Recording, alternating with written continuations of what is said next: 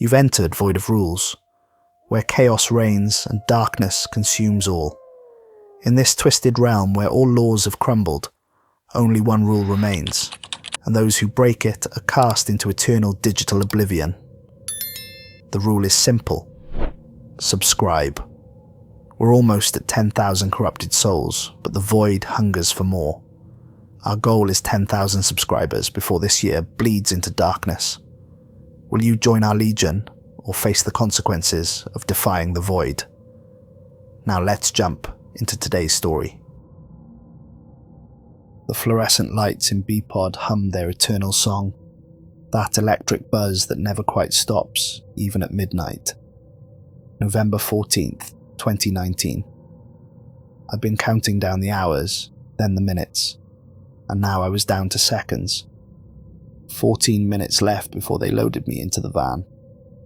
13 minutes after that until I died.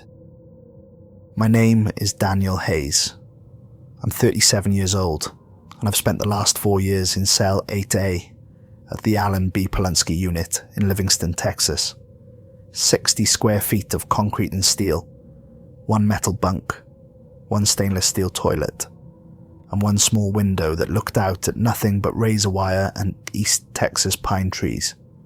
4 years of watching the same walls, hearing the same sounds, smelling the same recycled air. 4 years knowing exactly how my story would end. Tomorrow was supposed to be the day I never saw. The day I'd circled in my mind every morning when I woke up. November 15th, Execution Day. 6 o'clock sharp at the Huntsville Unit. 60 miles west of here, in a room with mint green walls and a gurney that had held 565 men before me. I stared at my hands. They were shaking. I wanted them to stop, wanted to face this with some kind of dignity, but my body had other plans. Fear does that. Real fear, the kind that comes when death isn't theoretical anymore, when it's got a schedule and a 3-vehicle convoy with your name on it, when you can count the minutes left in your life on your fingers. The thing is, I deserved this. I'm not going to sit here and claim innocence, tell you I was railroaded or framed. I killed 2 people in Jefferson County back in 2014, a convenience store robbery that went wrong. The clerk reached for something under the counter and I panicked, shot him twice. His wife came out from the back room and I shot her too. 23 and 25 years old, newly married. She was 4 months pregnant. I think about them every day. Their faces, the way the clerk's hand had been reaching for a pack of cigarettes, not a gun. The way his wife had screamed his name before I pulled the trigger. I think about the baby that never got born, the families I destroyed, the futures I erased for $847, and a moment of cowardice. So yeah, I deserved to die. The jury took 4 hours to decide that, and I couldn't argue with them. Sometimes justice gets it right. But knowing you deserve something doesn't make it easier when it arrives. It doesn't stop the animal part of your brain from screaming that you need to live, need to survive, that death is unacceptable, no matter what you've done. Officer Luis Ortega appeared at my cell door. Good guy. Ortega. Mid-40s with kind eyes and a wedding ring he touched whenever he was nervous. He had 3 kids whose pictures he'd shown me once during a slow night shift. 2 boys and a girl. All under 10. Never treated us like animals, even though plenty of guards did. He saw us as men, just men who'd done terrible things. His keys jangled as he approached, and that sound, God, that sound made everything real, in a way nothing else could. The metallic clink of the keys was the sound of finality, the sound of time running out. "Time, Hayes," he said, and his voice was gentle.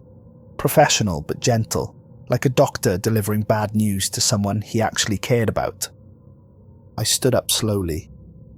My legs almost gave out, and I had to grab the edge of the bunk to steady myself. My stomach was churning, threatening to empty itself right there, on the concrete floor.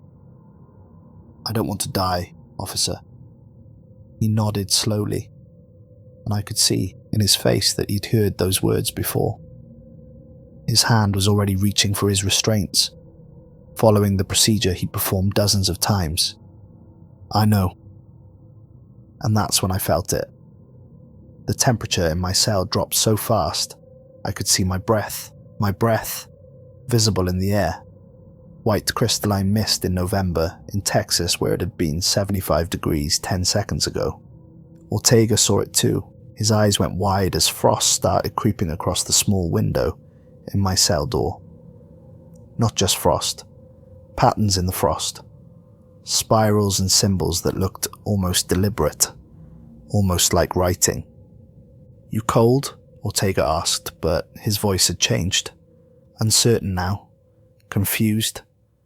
His hand moved unconsciously toward his radio. I wasn't looking at him anymore. I was looking at the corner of my cell, where the concrete walls met at a 90-degree angle. The shadow there was wrong. Shadows don't breathe. They don't pulse. They don't have weight and presence. They don't feel like they're watching you with intelligence older than civilization. But this one did all of those things. The shadow was expanding, contracting, like something was breathing behind it. Like the corner of my cell was actually a membrane, stretched between here and somewhere else, and something on the other side was pressing against it. "Officer Ortega," I said quietly, my voice shaking, "do you believe in God?" He tore his eyes away from the frost patterns on the door. "Yeah, I do. My wife and I take the kids to Mass every Sunday." "Then, you know there's an opposite. A counterbalance." I turned to look at him, and I could see my reflection in the frost on the door. My face looked hollow. Already dead. A ghost looking back at me.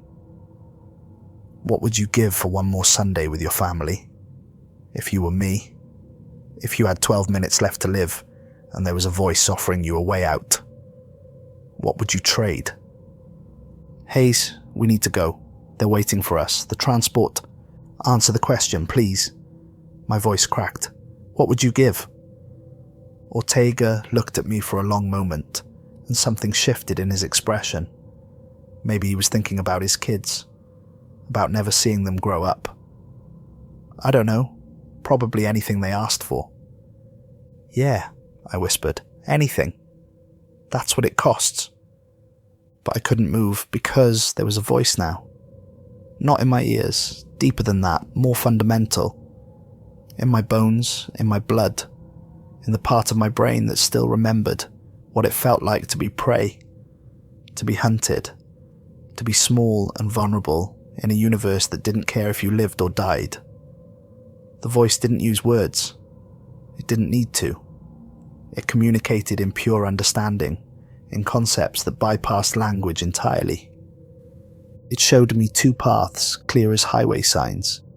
Die in 11 minutes. Strapped to a gurney, poison flooding your veins, your organs shutting down one by one while witnesses watch through glass windows. Or live.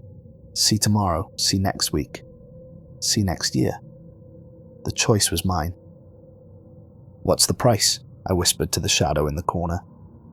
And the shadow expanded, just a fraction of an inch, but enough. Enough for me to understand. A door. That was the price. I had to open a door between here and there, between this world and the spaces beyond it. Let something through. Let many things through. Become the anchor point for a crossing that had been waiting to happen for longer than human history. My mama used to say that the devil's best trick was making you think you had time to decide. But I didn't have time. I had 10 minutes. 9. 8. The clock in the corridor was ticking down my life with mechanical precision.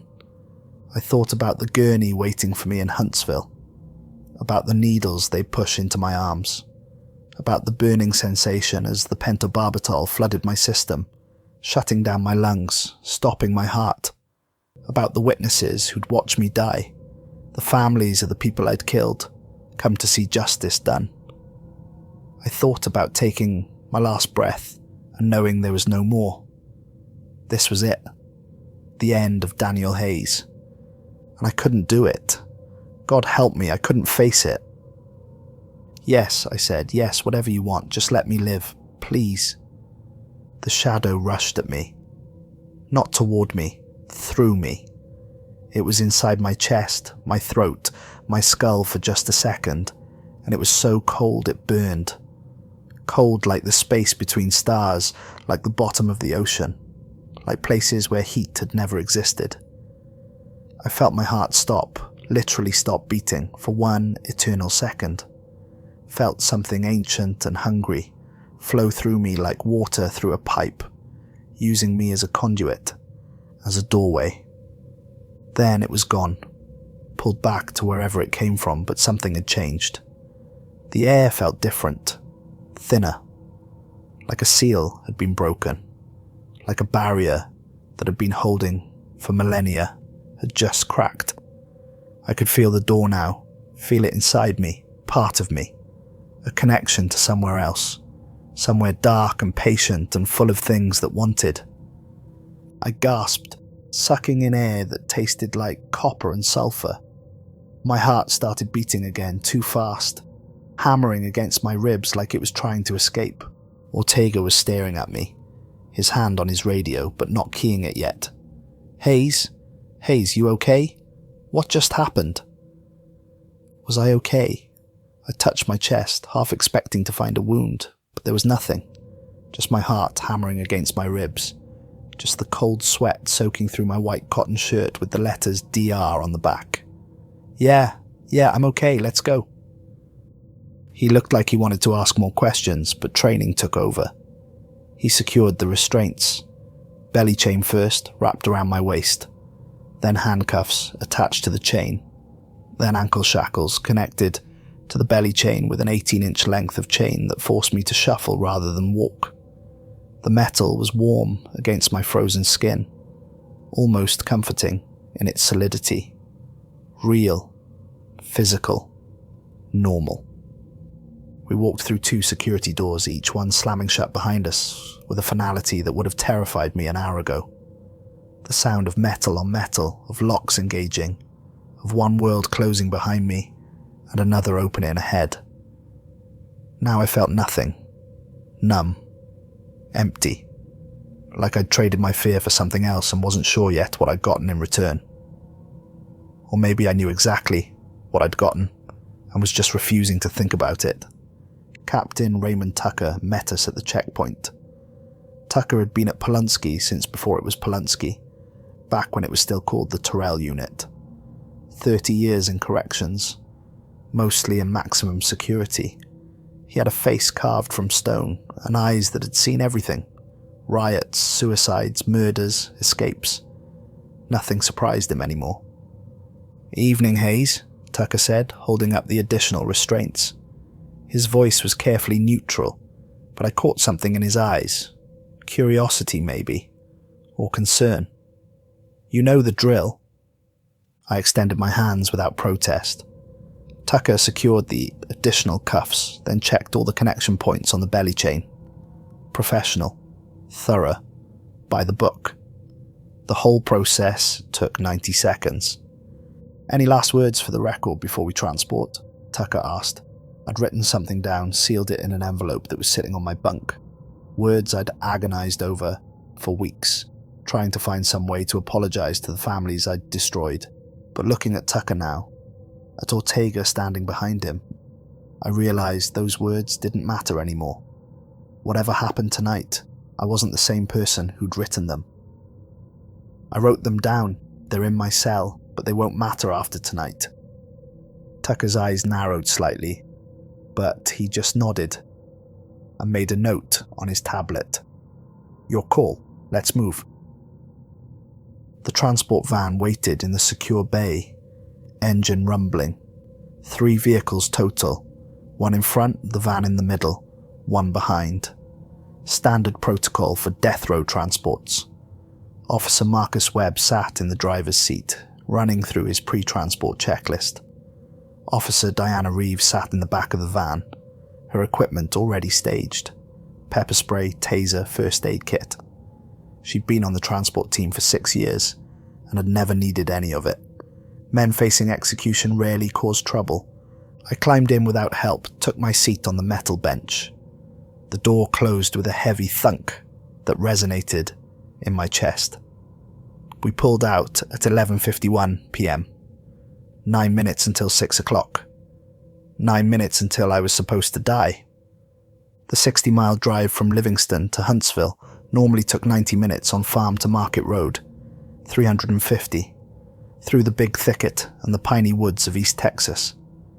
The road cut through dense forest, narrow and winding, deer occasionally frozen in the headlights. I'd made this drive once before, 4 years ago, going the opposite direction after my sentencing. Cuffed in the back of a different van, watching the trees blur past, knowing I'd never see freedom again. I closed my eyes and tried to pray, but the words wouldn't come. Every prayer I'd ever known had evaporated from my memory, replaced by that voice that wasn't a voice, that presence that had promised me tomorrow. Instead, I heard other things. Whispers at the edge of hearing, scratching sounds that seemed to come from inside the van's walls. The sensation of being watched by 1,000 eyes I couldn't see. The radio crackled. Transport 1, this is Huntsville Control. Confirm ETA. Webb keyed his mic. Huntsville Control, Transport 1. ETA, approximately 6:45. En route, no issues. 6:45, I'd be dead by then. Would have been dead for 40 minutes. Strapped to that gurney, pentobarbital flooding my veins, shutting down my organs one by one. They said it was painless, quick, like going to sleep. The first drug was an anesthetic. You'd lose consciousness in seconds. Wouldn't feel the second drug paralyzing your lungs. Wouldn't feel the third drug stopping your heart. Just a gentle fade to black. Except it wouldn't be gentle for me. Because I knew what I'd done. Knew what I'd invited in. And I had a horrible suspicion that whatever waited on the other side of death for me would be far worse than anything Texas could do with a needle. The clock on the van's dashboard ticked to 5:58. 2 minutes. I could feel my pulse everywhere. In my teeth, in my fingertips, in my eyes. This was it. This was when whatever I'd agreed to either saved me or I learned that desperation makes you hear things that aren't there. Makes you believe in supernatural bargains when really it's just your brain breaking under stress. 5:59. Reeves leaned forward, studying my face with professional concern. Easy, Hayes, just breathe. Deep breaths, in through your nose, out through your mouth. I was breathing. Fast, shallow gasps that weren't getting any oxygen to my brain. The edges of my vision started to sparkle with black spots.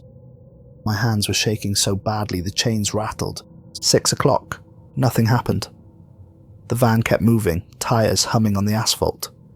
Trees passing by the windows. The radio crackling with routine chatter.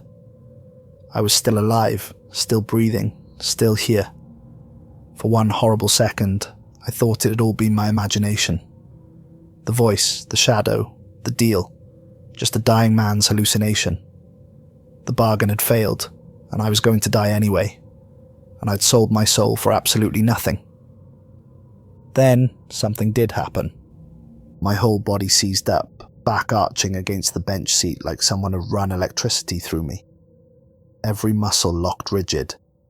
My vision went white, not dark.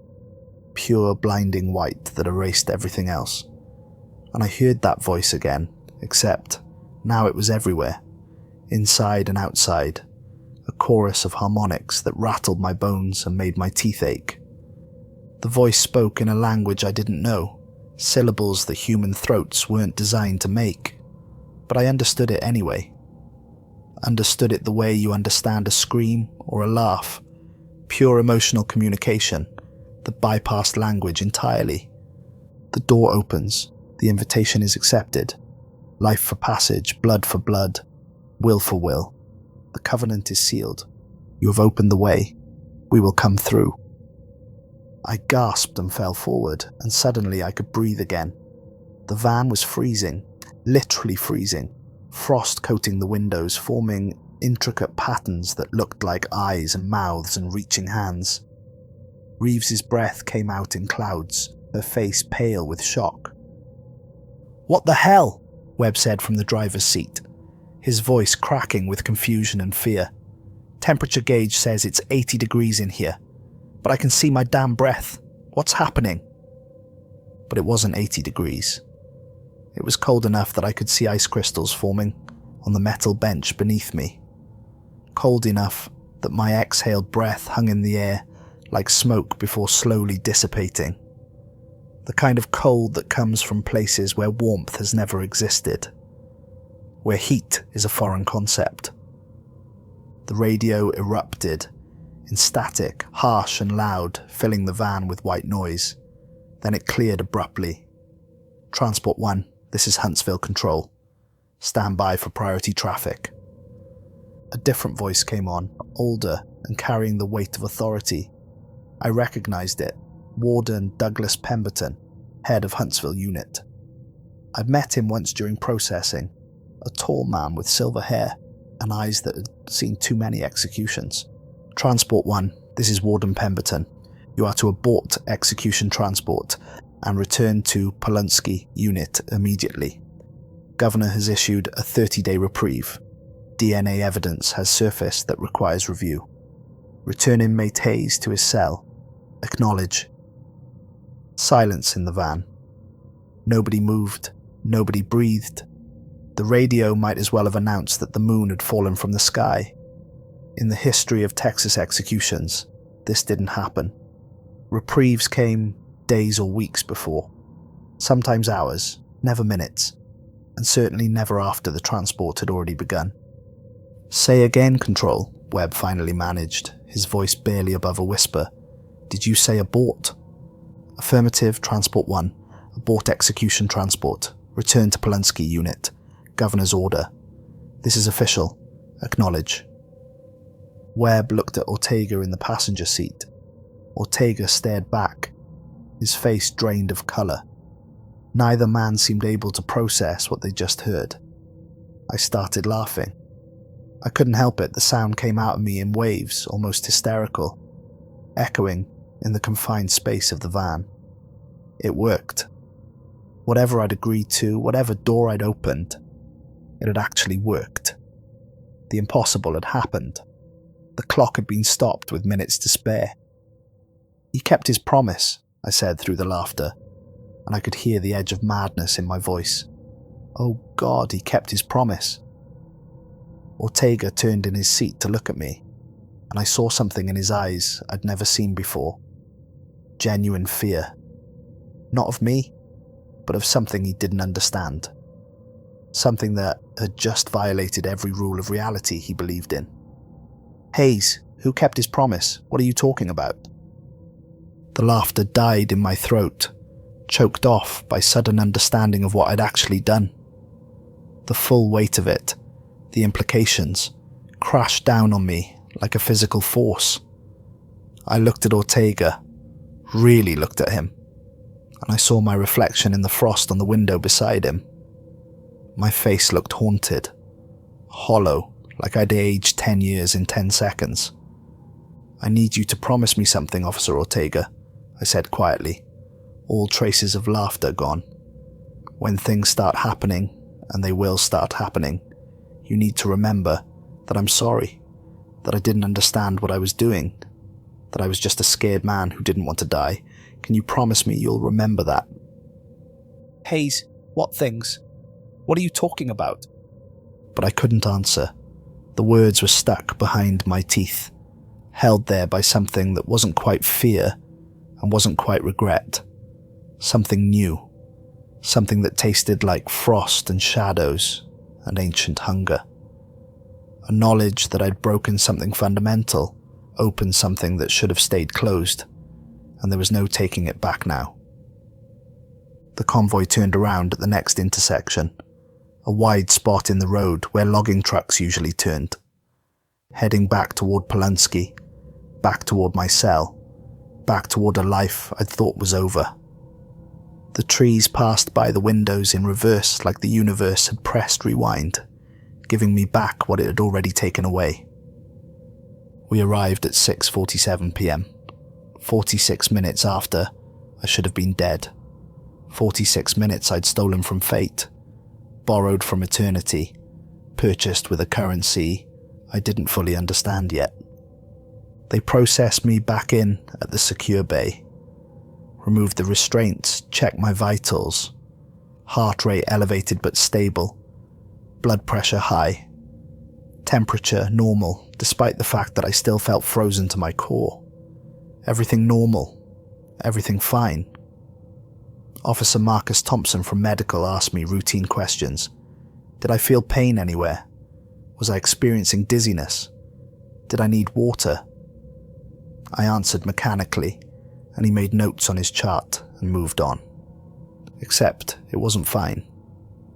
As we walked through the security checkpoints back toward B-Pod, I noticed things. Small things. Wrong things. Every clock we passed had stopped at 6:01. Not just stopped, frozen. The second hand stuck mid-swing like time itself had stuttered. The fluorescent lights overhead flickered in sequence as we walked beneath them, creating a wave pattern that followed us down the corridor, and I could feel the door I'd opened, feel it inside me, part of me now, a connection to somewhere else, like a fishing line cast into deep, dark water, and something on the other end was pulling. Testing the line, seeing how much weight it could hold. Captain Tucker met us at the entrance to B-Pod, his expression carefully controlled, but his eyes betraying confusion. "Welcome back, Hayes," he said. "Guess it's your lucky night." Lucky. If he only knew. We walked down the corridor to cell 8A. Every inmate in B-Pod was asleep, or pretending to be. The pod was silent except for the hum of fluorescent lights and the occasional cough or rustle of movement. 11 other men, all condemned to death, all waiting for their own date with the gurney in Huntsville. Tucker unlocked the cell door with a key from his ring. The lock clicked 3 times, loud in the silence. I stepped inside, and the door closed behind me with a metallic clang that echoed down the corridor. "You okay, Hayes?" Tucker asked through the bars, and there was genuine concern in his voice now. Maybe Ortega had told him about what happened in the van. Maybe he'd just seen something in my face. I sat down on my bunk in the exact same spot I'd been sitting 2 hours ago when this whole thing started. Like the universe had completed a circle, put me back where I belonged. I looked at the corner where the shadow had been. It was deeper now, darker, fuller, like something had moved in and made itself at home. The shadow had dimension it hadn't had before, weight and presence, and as I watched it seemed to pulse, once, twice, 3 times, like a heartbeat, like something alive.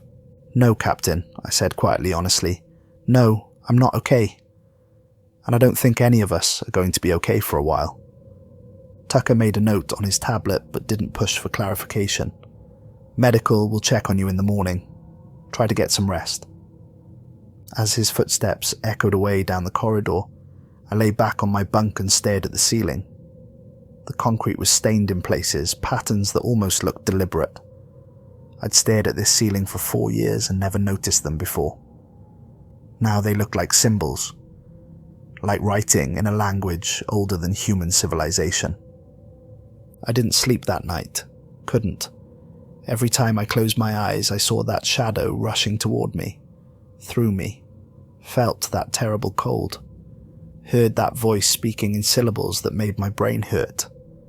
I lay there listening to the sounds of B-Pod settling down for the evening, toilets flushing, bunks creaking, the occasional cough or muttered conversation.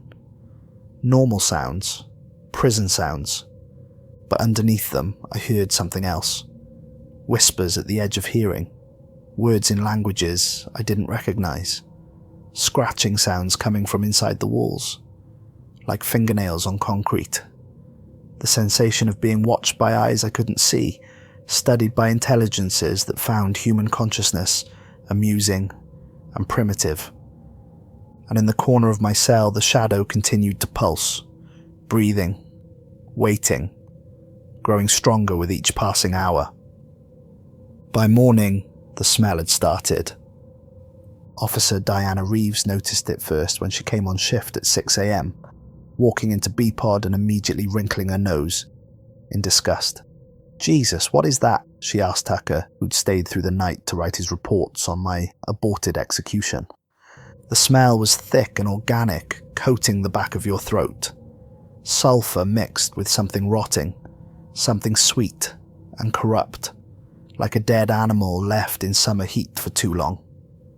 The smell of decomposition, of things breaking down into their component parts."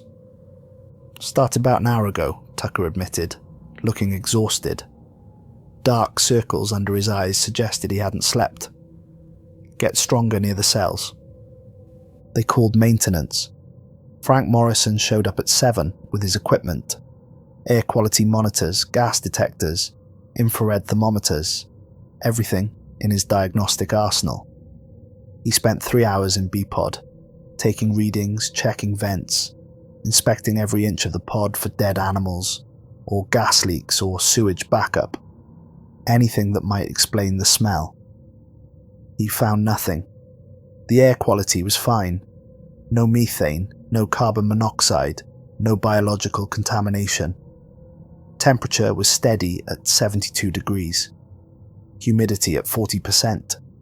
Every measurement was exactly where it should be, according to every standard the state used. "I don't know what to tell you, Captain," Morrison said, looking pale and genuinely confused. He'd been doing this job for 15 years and had never encountered something his instruments couldn't detect. "According to my equipment, the air in here is perfectly normal. But that smell..." He trailed off, shaking his head. "It's like something's wrong on a level my equipment can't measure." Tucker sent him to check again, and one more time after that, because Warden Pemberton was going to want answers. Same result every time. No source. The smell just existed, permeating the concrete and steel, seeping up from places that shouldn't exist. They moved me that afternoon, November 15th, the day I was supposed to have been dead and buried. Cell 8A had developed electrical problems overnight. The lights flickered constantly, on and off in rapid succession, that made it impossible to sleep or read. Maintenance replaced every bulb, checked every wire, found every connection solid and secure. But the flickering continued, hypnotic and maddening, like the lights were trying to communicate in some kind of code. My new cell was 3A, 3 doors down from where I'd been.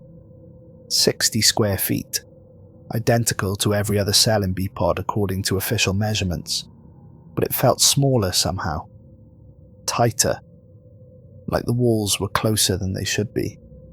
The window was positioned at a slightly different angle, or maybe it was the same and my perception had changed. The corner where 2 walls met seemed deeper, fuller of shadow even with the lights on. They gave me my personal property from 8A, a few books, letters from my mother before she died 3 years ago, and a notebook I'd been using to write down thoughts and memories, things I wanted to record before I died. Now I used it for something different. I started writing everything I could remember about the voice, the shadow, the deal. I documented the cold, the frost patterns, the feeling of something flowing through me. I wrote it all down in handwriting that got messier as my hands shook, cramping from hours of continuous writing. I needed there to be a record, evidence, proof that I wasn't crazy, that this was really happening, in case something went wrong, in case I couldn't fix what I'd broken. "Dear whoever reads this," I wrote at the top of the first page, "my name is Daniel Hayes, inmate 999, 784, Texas death row. What follows is my confession and my warning. I opened a door that should have stayed closed. I invited something in that never should have been invited. and now I have to live with the consequences. If you're reading this, it means I failed. It means they're still here. God help you all. The other inmates started complaining on the second day, November 16th, just 30 hours after my reprieve. Travis Donnelly in cell 5A was the first. He'd been on death row for 6 years, convicted of killing his wife and her lover in a rage that he claimed he couldn't remember. Quiet guy usually, kept to himself, read books about history and philosophy. Now he was standing at his cell door when Reeves made morning rounds, looking like he hadn't slept in days. "Officer," he said, his voice hoarse and strained. "I need to report something. Something's wrong." Reeves stopped, notepad ready. "What's up, Donnelly?" "There are things in the walls. I can hear them, moving, scratching, like they're trying to get out." He pressed his face against the bars, and Reeves could see genuine fear in his eyes. In 6 years, Donnelly had never shown fear. Anger, yes, resignation certainly, but not fear. They started last night right after midnight. Haven't stopped since. Reeves made a note, keeping her voice professional. "I'll have maintenance check it out." "They won't find anything," Donnelly said, and something in his voice made Reeves pause mid-write. "Because the things aren't in our walls. They're in the walls between here and somewhere else. Between this world and whatever's on the other side." Hayes opened a door. I felt it happen. We all did. Every man in this pod felt something change last night, and now things are starting to come through. Reeves looked down the corridor toward my cell. "How do you know about Hayes? About what happened?" Donnelly's smile was wrong. Too wide, too knowing. Nothing like the quiet, reserved man she'd known for 3 years. "Because I felt it when he made his deal. We all did. Every man in this pod. The air changed, got colder, got heavier, like something massive had moved into a space that was too small for it, and now we're all connected to it, all tied to whatever he invited in." Reeves reported it to Tucker, who added it to the growing file of incident reports stacking up on his desk. Reports about the smell with no source, about electrical problems with no cause, about inmates hearing voices in the night, about shadows that moved wrong, flowing against the light source instead of with it. Christopher Valdez in cell 11A stopped sleeping entirely. By the third day, November 17th, he'd been awake for over 60 hours straight. He stood at his cell door during every shift change, his eyes so bloodshot they looked like they were bleeding. The bags under his eyes had turned purple, then black, then taken on a greenish tinge that made him look corpse-like. His skin had taken on a greyish pallor, and his hands shook with a fine tremor that never stopped. When Ortega asked him during evening rounds why he wasn't sleeping, Valdez's answer was delivered in a flat, emotionless voice that was somehow worse than screaming would have been. The affect was completely gone, like he was describing something mundane rather than terrifying. Because when I close my eyes, I see where they come from. The place beyond the door Hayes opened. It's dark there, officer. Not dark like night when you can still see shapes and shadows. Dark like the absence of everything. No light has ever existed there. No warmth. No life as we understand it. Just hunger. Ancient, patient hunger that's been waiting since before stars burned. And every time I see it, I understand it a little better.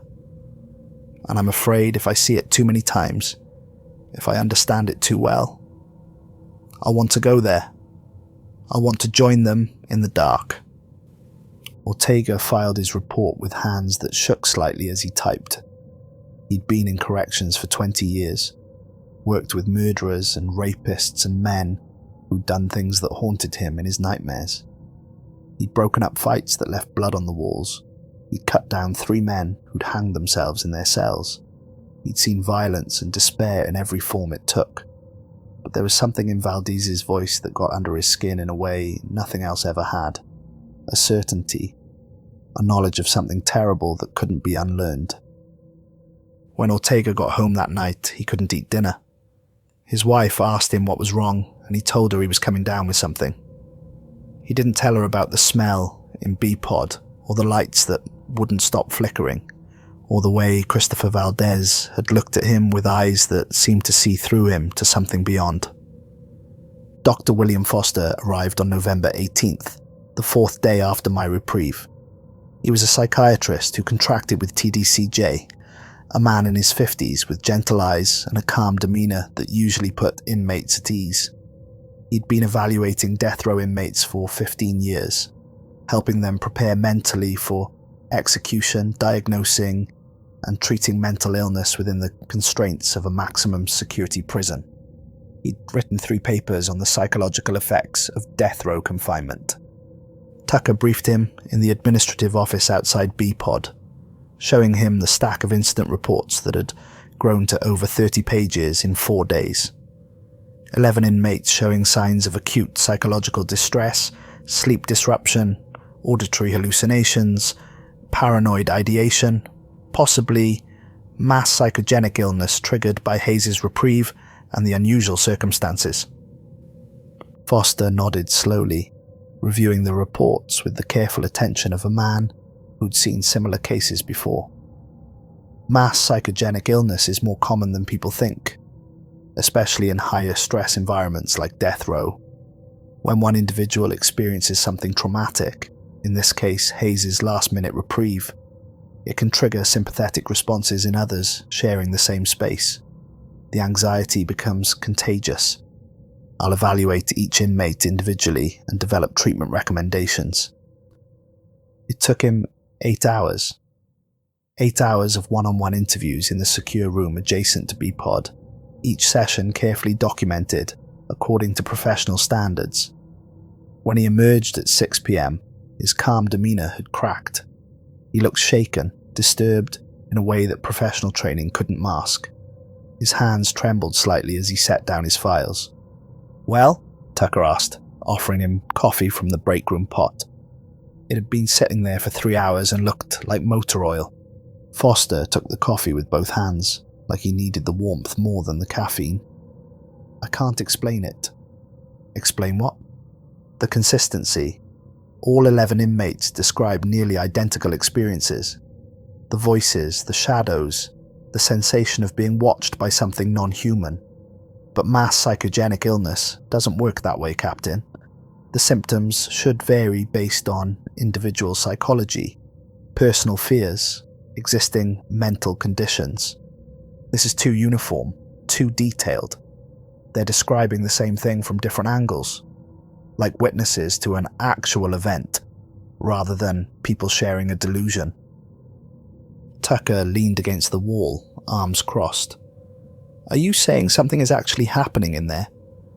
"I'm saying there's a pervasive sense of dread in that pod that I cannot clinically explain. I've worked with death row inmates for 15 years. I know what pre-execution anxiety looks like. I know what psychotic breaks look like. I know what depression, PTSD, and every other condition in the DSM looks like in this population. This isn't any of those things. These men have been on death row for years. They've made peace with death, or they've broken under it, or they've found some kind of equilibrium. But what I saw in their eyes today wasn't fear of dying. It was something more primal, more immediate. They're not afraid of execution. They're afraid of something else. Something I don't have a diagnostic category for." Tucker was quiet for a moment. "So, what do we do?" Foster drank his terrible coffee in silence, trying to find the right words. "I don't know. I can prescribe anxiolytics, recommend therapy, put them on suicide watch, but none of that addresses what they're actually experiencing. Standard interventions won't work if the source isn't psychological." He filed his report that night, sitting in his home office, 60 miles away, trying to find clinical language for what he'd witnessed. The final version was professionally worded and carefully vague. 12 male inmates in B-Pod exhibit symptoms consistent with acute anxiety disorder, including sleep disruption, hypervigilance, auditory hallucinations, and paranoid ideation. However, the uniformity of presentation suggests either coordinated fabrication, unlikely given the lack of motive and absence of collusion opportunities, or response to a genuine environmental stressor not yet identified. Recommend continued monitoring and additional environmental assessment. What he didn't write, what he kept to himself, and would never put in an official report, was the paragraph he wrote in his personal journal that night. There is something wrong in B-Pod. Something I felt the moment I walked in. A presence. A weight in the air that made it harder to breathe. Every interview felt wrong. The temperature too cold, the shadows too deep, the silence too heavy. The inmates aren't sharing a delusion. They're experiencing something real. Something that shouldn't be real, but is anyway. I don't know what to do with that knowledge. I don't know who to tell. I don't even know if anyone would believe me. On November 23rd, 9 days after my reprieve, everything escalated. Officer Ortega was making his 3 a.m. rounds, walking down the corridor of B-Pod with his flashlight, checking each cell through the small window in each door. Most inmates were asleep, or pretending to be. Ortega had been doing this job long enough to tell the difference. You could hear it in their breathing, see it in their body position. Real sleep had a specific quality, a particular stillness. Faked sleep was always slightly off, slightly too controlled. Cell 5A, Travis Donnelly. Ortega expected to find him lying on his bunk, maybe awake given his recent complaints about the sounds in the walls. Instead, Donnelly was standing at his cell door, perfectly still, facing the concrete wall, not moving, not breathing that Ortega could see, just standing there like a statue, like he'd been frozen mid-action by some terrible spell. "Donnelly," Ortega said quietly, not wanting to wake the other inmates. "You all right?" Nothing. No response, no acknowledgement. Donnelly might as well have been carved from stone. Even his chest wasn't moving with breath. Ortega felt a chill run down his spine that had nothing to do with the temperature. He tapped the bars with his flashlight, metal on metal ringing loud in the silence. "Donnelly, I need you to answer me." Still nothing. Ortega pulled his radio, about to call for backup, but then he noticed something that made his blood freeze in his veins. Donnelly's shadow on the wall was wrong, completely wrong. Donnelly stood with his arms at his sides, body straight, facing the wall, in a normal standing position, but his shadow had its arms spread wide, fingers splayed and stretched impossibly long, reaching towards something Ortega couldn't see. The shadow was moving slightly, swaying like it was caught in a breeze that didn't exist, following rules of physics that didn't apply in our world. "Donnelly," Ortega said, and his voice came out as a whisper because suddenly he couldn't make it any louder. "Turn around, right now." Slowly, impossibly, unnaturally slowly, Donnelly began to turn. It took 45 seconds for him to rotate 180 degrees. No human moved like that. It was mechanical, jerky in some places and too smooth in others, like something was puppeteering him from the inside, learning how to operate a human body through trial and error, making adjustments in real time. When he finally faced Ortega, his eyes were completely black. Not just the pupils dilated from darkness, not contact lenses or some trick of shadow. The entire eye, sclera and iris and everything had been replaced with solid darkness, black that reflected the flashlight beam like mirrors, like polished obsidian, black that seemed to have depth, like you could fall into it and never stop falling, tumbling through endless void forever. "Officer Ortega," Donnelly said, but the voice wasn't his. It was layered, multiple tones speaking in perfect unison, harmonics stacked on harmonics until it sounded like a choir trapped in a human throat. Each word seemed to come from multiple sources inside Donnelly's body simultaneously. "Hayes opened the door. We have been waiting for so long. Millennia, eons, Time beyond your comprehension. Flesh is temporary. We know this. Fragile. But it will serve our purposes. We are learning. We are adapting. We are coming through. One by one, we cross the threshold he opened. Ortega's hand went to his pepper spray, then froze. What was he going to do, spray a possessed inmate? His training hadn't covered this. Nothing in his 20 years in corrections had prepared him for this moment. There was no protocol for this. No procedure. "Who are you?" he whispered. And he hated how small his voice sounded. How frightened. The thing wearing Donnelly's face smiled, and it was the wrongest smile Ortega had ever seen. Too wide, stretching Donnelly's face in ways it wasn't meant to stretch. Too many teeth visible, more than there should have been. We are the things that wait in the spaces between realities. We are the hunger that predates creation. We are what your ancestors feared when they huddled around fires in caves, knowing instinctively that the darkness held more than absence of light. We are old, and we are here, and we are many, and soon we will be everywhere. Then, Donnelly collapsed, just dropped like his strings had been cut, like a marionette when the puppeteer lets go. He hit the concrete floor hard enough to make Ortega wince, hard enough that his head cracked against the floor, with a sound like a melon splitting. Blood started pooling beneath him immediately, dark and viscous, spreading across the concrete in patterns that almost looked deliberate. Ortega hit his radio, his thumb fumbling with the button. Medical emergency. B-pod. Cell 5A. Inmate down. Head injury. Possible seizure. Need medical now. By the time backup arrived 90 seconds later, 90 seconds that felt like 90 hours, Donnelly was seizing violently. His whole body convulsed, back arching off the floor, limbs jerking in ways that looked like they should dislocate joints.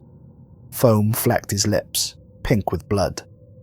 The seizure lasted 60 seconds according to the timestamp on the security footage, though everyone watching swore it was longer.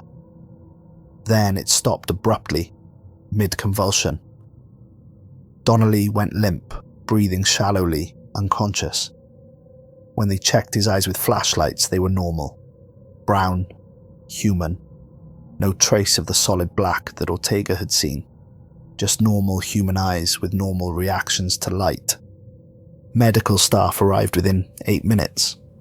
They stabilized his head and neck, checked his vitals, started IV fluids, followed every protocol for head trauma and seizures. They transported him to the infirmary where they had better equipment, more options. They ran every test available at a prison facility. Blood work came back clean, no drugs, no toxins, no biological markers of anything unusual. CT scan showed mild concussion from hitting his head, but no structural damage, no bleeding, no reason for the seizure. EEG showed normal brain activity. Everything was perfectly, inexplicably normal. When Donnelly woke up 3 hours later, at 6 a.m., he remembered nothing after 10 p.m. the previous night. 7 hours just gone, carved out of his memory like they'd never existed. He couldn't remember standing at the cell door. Couldn't remember turning around. Had no explanation for why his eyes had been black or why he'd spoken in a voice that wasn't his own. The last thing he remembered was lying on his bunk reading a book about the Civil War. Then nothing. Then waking up in the infirmary with a pounding headache and no idea how he'd gotten there.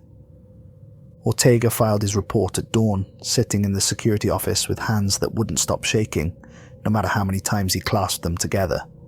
He described everything exactly as it happened. The wrong shadow, the mechanical turning, the black eyes, the voice that sounded like it came from somewhere else using Donnelly as a speaker. He knew how it sounded. He also knew he was telling the truth, and that the security footage would back him up. He'd been a corrections officer for 20 years. He knew the difference between what he saw and what he thought he saw. Captain Tucker read the report at 8 a.m. and immediately pulled the security footage. The cameras in B-Pod ran 24 hours a day, recording everything on a system that kept footage for 90 days. The footage would either confirm Ortega's story or prove he'd had some kind of breakdown and Tucker needed to know which before he took this up the chain. He watched it 3 times, taking notes each time. The angle didn't show the shadow discrepancy. Wrong position, wrong sightline.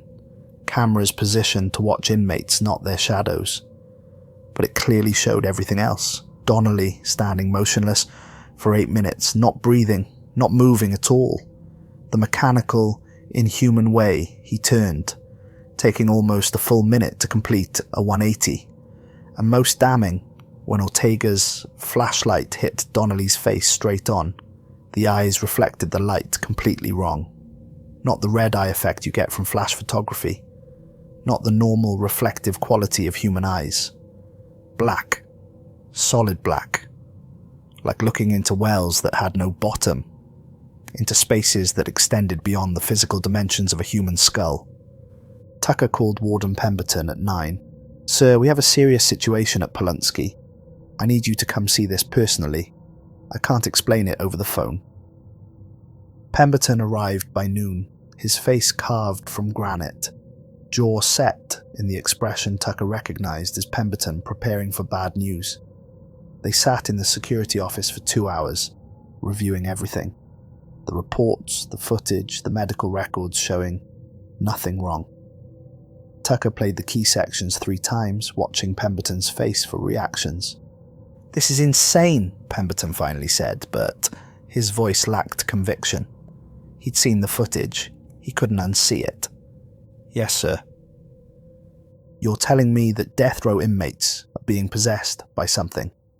That Hayes' reprieve somehow triggered this? I'm telling you that 11 inmates in B-Pod are experiencing identical phenomena that we cannot explain through conventional means. Whether that's psychological, environmental, neurological, or something else entirely, I don't know.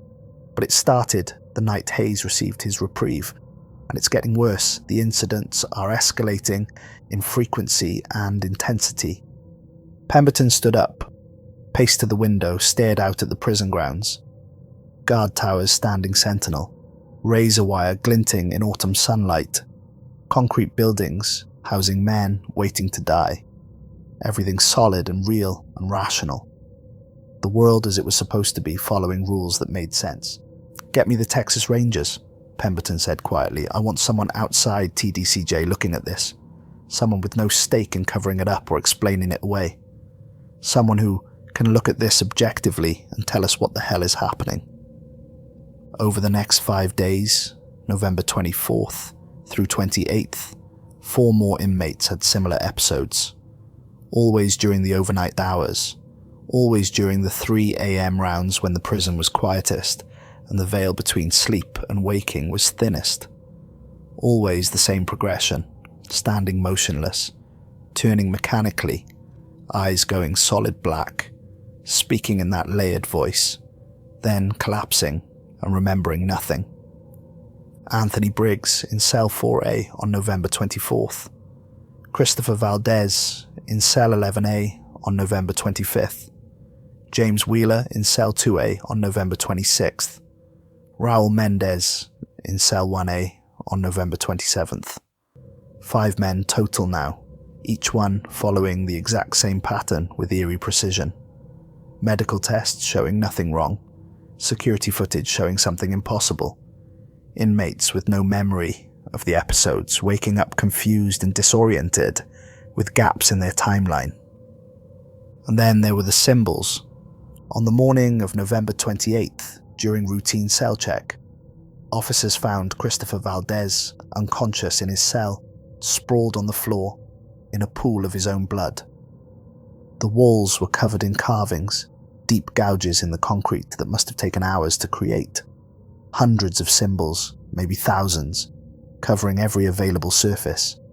Flowing curves and sharp angles that hurt to look at, that made your eyes want to slide away.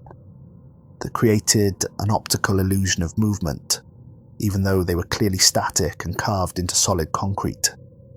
Valdez was transported immediately to the infirmary, still unconscious. His hands told the story. 3 fingernails torn completely off, ripped from the nail bed and missing, probably swallowed or fallen somewhere in the cell. The others shredded to bloody stumps, the fingertips ground down to raw meat where he'd pushed past pain and kept carving. Blood under what remained of his nails.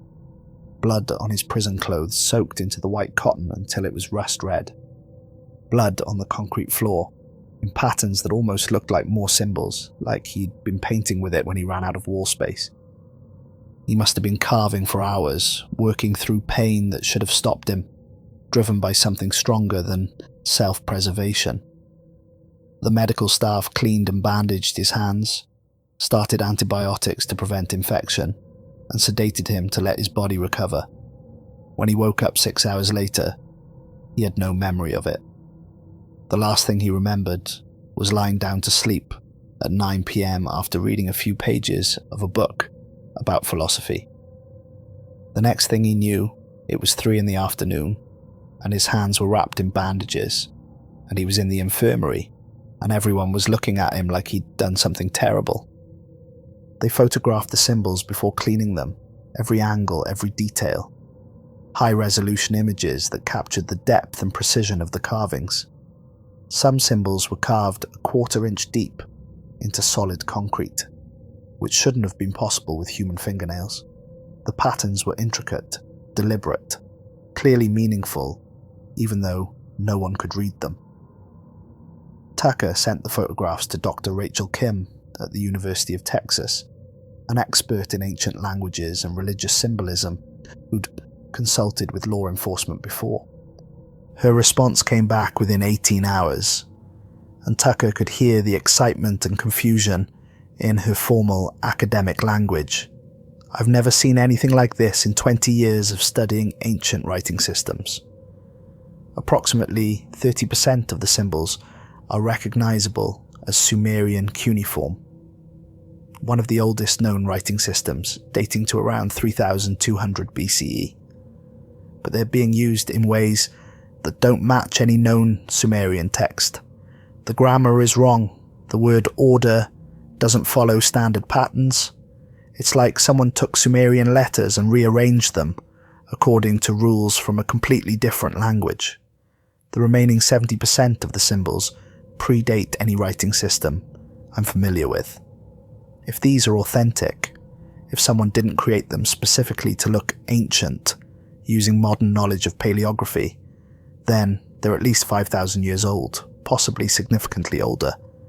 I'd need to see the originals to verify, but based on these photographs alone, this is either an incredible archaeological find or an incredibly sophisticated hoax.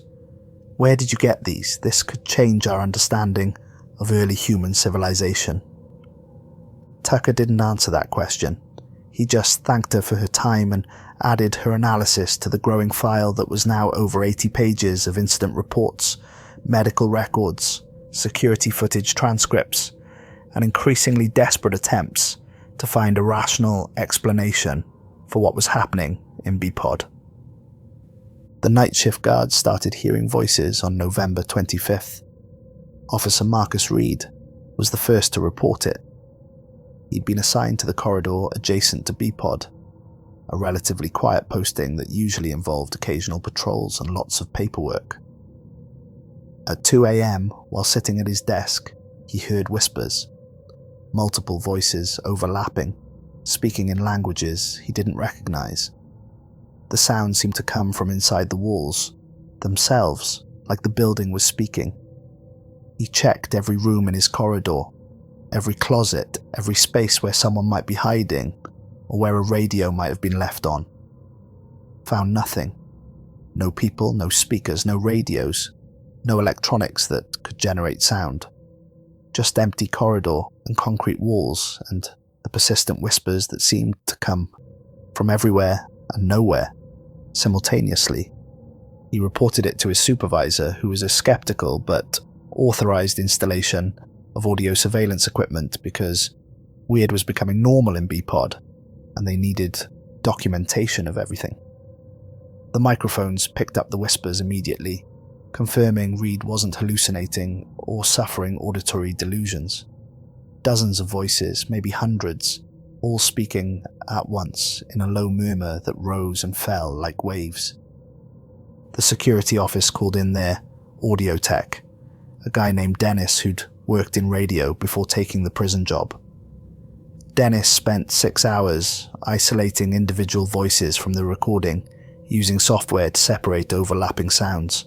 He identified 17 different languages: Latin, Aramaic, Ancient Greek, Coptic, Sanskrit, Old Norse, Akkadian, Sumerian, and 9 others that linguists at nearby universities couldn't identify. Dead languages, most of them. Languages that hadn't been spoken in centuries or millennia, that existed only in ancient texts and academic studies.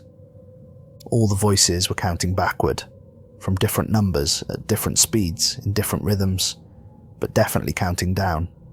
Latin counting from 100, Aramaic from 50, Greek from 75, and they all stopped at the same number, 13. When they reached 13, they stopped. A moment of silence. Then they started over from their original numbers, counting down again, reaching 13, and stopping, over and over, endlessly. Officer Diana Reeves heard them on her rounds on November 26th and started crying.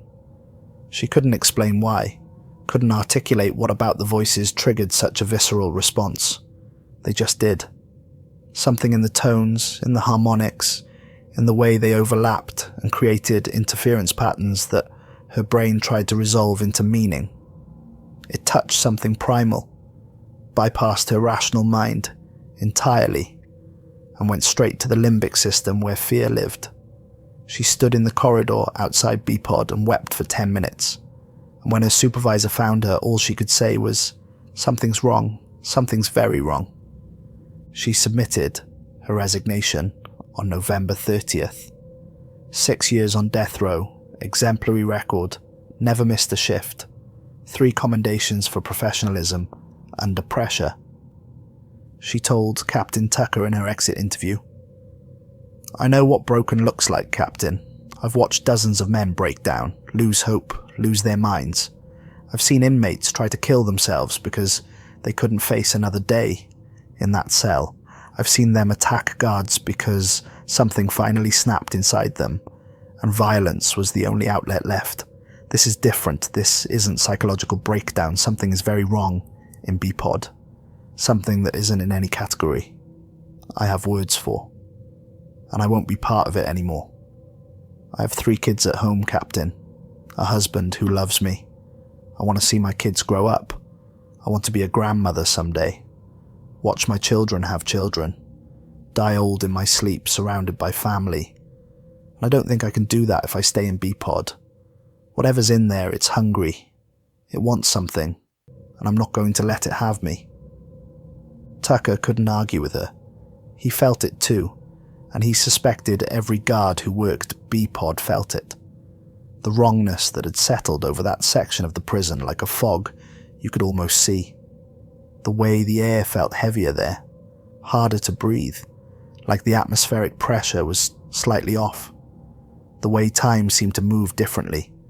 Minutes stretched into hours during night shifts, but days blurred together until you couldn't remember if something happened yesterday or last week. The way every guard who worked that pod came out looking exhausted, drained, like something was feeding on them in ways they couldn't articulate. 5 guards requested transfers between November 24th and November 30th. All of them cited similar reasons, using different words to describe the same fundamental wrongness. The smell that had no source and that maintenance couldn't detect. The temperature fluctuations that sensors couldn't measure, but that everyone could feel. The voices in empty corridors speaking languages that shouldn't be known. The sensation of being watched by something that was never there when you turned around, but you could feel its attention like heat on your back. The dreams they started having after working B-Pod. Nightmares about darkness and hunger, and something ancient waking up after eons of sleep, stretching limbs that hadn't moved since before Earth formed. Tucker approved all the transfers without question. He couldn't force people to work in B-Pod if they genuinely feared for their safety or sanity. Couldn't blame them for wanting to leave. Hell, he wanted to leave himself, wanted to walk away from this job and never come back. But someone had to stay. Someone had to monitor the situation, document what was happening, try to keep 12 condemned men safe from something that shouldn't exist, but clearly did. And through it all, I sat in cell 3A and wrote. I documented everything, every incident, every strange occurrence I witnessed or heard about. I knew what was happening because I'd caused it. I'd opened the door, and now things were coming through one by one, testing the inmates, learning how to inhabit human bodies, figuring out which vessels worked best, which minds could be pushed aside easily, and which ones fought back and made possession difficult. I wrote until my hands cramped, until my fingers were stained with ink, until I'd filled 3 notebooks with small, cramped handwriting that got messier as exhaustion and guilt set in. I needed there to be a record, evidence that this was real, that I wasn't crazy, that the world needed to know what I'd done and what was happening as a result. November 28th, day 14. Christopher Valdez carved symbols into his cell wall, using his own fingernails. I saw them when they took him to medical. They're the same symbols I saw in the frost on my cell door that first night. The same symbols that appear in the corners of my vision when I'm trying to sleep, always at the edge where I can't quite focus on them. The demons are using the inmates to prepare, to write their language into this reality, to make this world more hospitable to their presence, to reshape it according to rules that make sense to them. I don't know how much time we have before they complete the crossing, before they're strong enough to exist here permanently without needing human hosts. God forgive me for what I've done. God forgive me for being too much of a coward to face death like a man. On December 2nd, 18 days after my reprieve, everything reached a critical point. It started at 9:13 p.m. I'd learned by then that the timing mattered, that the phenomena followed patterns even if I didn't understand the underlying rules. 13 days from my reprieve to the first possession. 13 minutes after each hour seemed significant. 13 voices counting down, 12 inmates in B-Pod plus me made 13 total. Whatever was coming through had an affinity for that number, like it held power in whatever mathematics governed their reality. Every light in B-Pod went out simultaneously, not a gradual dimming, not the progressive failure of multiple circuits. 1 second they were on, the next we were plunged into complete darkness so absolute it felt solid. I heard other inmates react, confused shouts, questions, the sound of someone banging on their cell door. Then, the emergency generators kicked in after 3 seconds that felt like 3 hours, and the corridor was bathed in red emergency lighting that made everything look like it was drowning in blood. I realized with distant surprise that I was standing. I hadn't chosen to stand, hadn't decided to get up from my bunk. Something had lifted me and positioned me at my cell door, and I'd been so focused on the pull, the sensation of something reaching through me from elsewhere, that I hadn't even noticed the transition from lying down to standing. Tucker and Ortega entered B-Pod 4 minutes later following emergency protocols. I could hear them coming, their boots echoing differently in the red-lit corridor. They did a visual check, going door to door, making sure every inmate was accounted for and safe. What they found made Tucker reach for his radio with hands that trembled despite his 30 years of experience dealing with crises. All 12 inmates were standing at our cell doors, all 12 facing the exact same direction, like compass needles pointing north, toward my cell, cell 3A. Like we were all drawn by the same magnetic force, pulled by something we couldn't resist. I felt it too, pressure on my chest and head, hooks embedded in my sternum and skull, pulling me forward even though the cell door was in the way. "Everyone back in your bunks," Tucker ordered, his voice sharp with authority and underlaid with fear he was trying to hide. "Now, that's a direct order." Nobody moved. We couldn't move. It was like we'd been frozen in place, locked into position by something stronger than our own will. I tried to turn my head, tried to lift my arm, tried to do anything that would prove I still had control of my own body. Nothing. I was a passenger in my own flesh, watching through my own eyes but unable to influence anything. My body wasn't mine anymore. At least not in that moment. The lights came back on at 9:27, 14 minutes after they'd gone out. The moment the fluorescent lights flickered back to life, harsh and bright after the red emergency glow, we all collapsed. I felt it happen, felt whatever was controlling me release its grip, and my legs just gave out, strength drained like water through a sieve, and I hit the concrete floor hard enough to bruise. Medical teams flooded into B-Pod 7 minutes later, 12 inmates to examine, 12 sets of vitals to check, 12 men who just collapsed simultaneously and needed evaluation. My heart rate was elevated when they checked me, but not dangerously so. Blood pressure high, but not critical.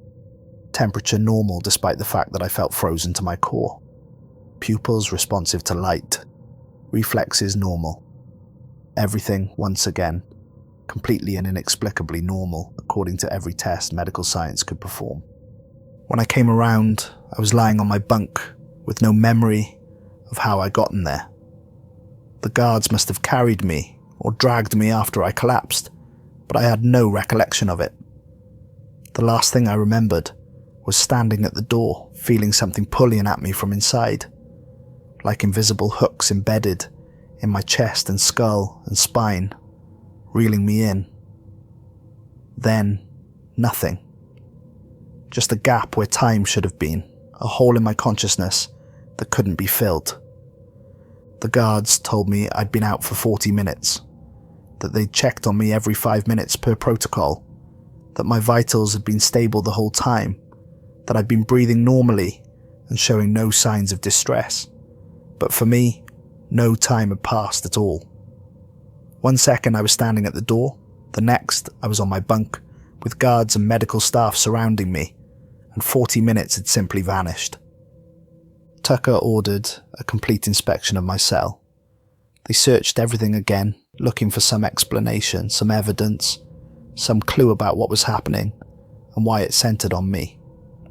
They found my notebooks, confiscated them this time, took them away as evidence of what? I wasn't sure.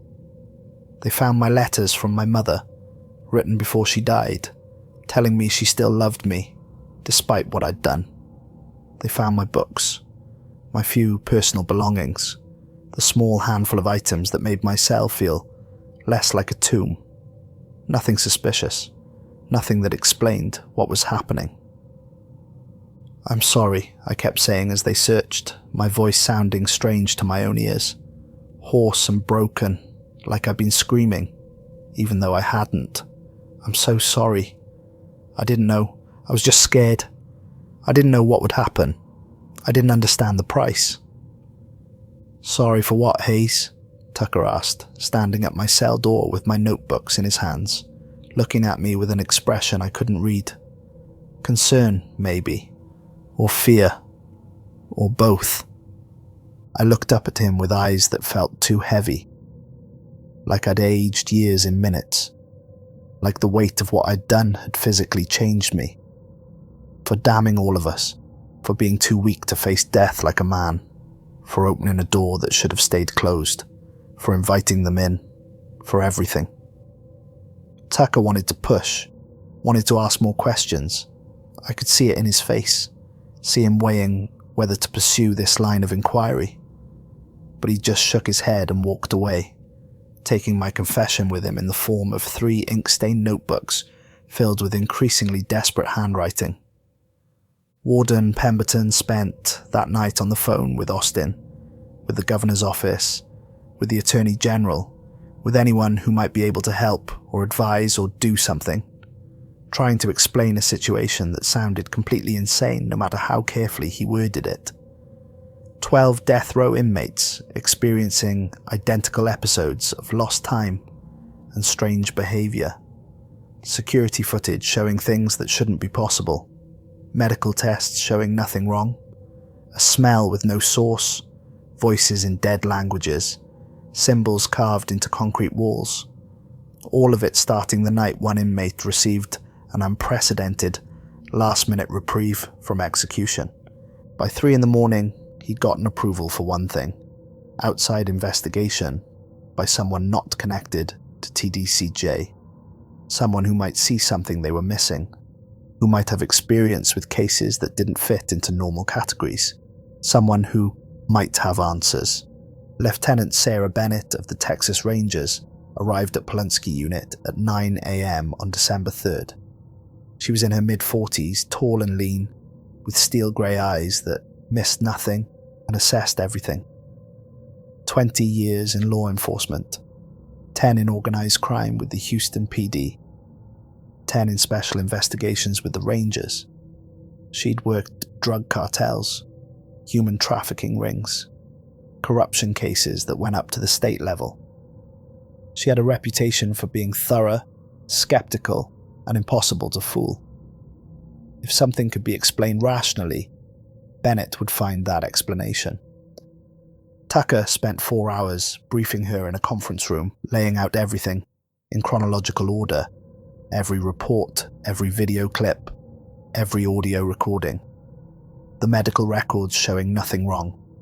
Dr. Kim's analysis of the ancient symbols. Dr. Foster's psychiatric evaluations, noting the unusual consistency of symptoms. My notebooks with their desperate confessions and warnings. Everything they had. Bennett took notes in a small leather journal, her handwriting precise and economical, occasionally stopping Tucker to ask clarifying questions. When Tucker finished laying out the case, she looked up with an expression that gave nothing away. "You know how this sounds," she said, and it wasn't a question. "Yes, ma'am, I'm aware." "You're describing what amounts to demonic possession, multiple possessions, occurring in sequence, in a state prison. You understand that's what you're claiming?" "I'm describing what we've observed, ma'am. I'm not making claims about the underlying mechanism or cause. I'm just presenting the evidence and hoping you can help us understand it." Bennett tapped her pen against her notebook, a nervous gesture that contradicted her calm expression. "And you still believe something is actually happening? That this isn't mass hysteria, shared delusion, or coordinated fabrication?" Tucker met her eyes directly, making sure she understood he was serious. "I've been in corrections for 30 years, Lieutenant. I know what prisoners look like when they're faking illness or symptoms to get out of their cells or work details. I know what mental breakdown looks like after someone's been in isolation too long. I know what coordinated action looks like when inmates are planning something. This is none of those things. 12 men in B-Pod are experiencing identical phenomena that we cannot explain through any conventional framework, whether that's psychological, environmental, neurological, or something else entirely. I genuinely don't know. But I know it's real." Bennett spent the next 8 hours reviewing everything.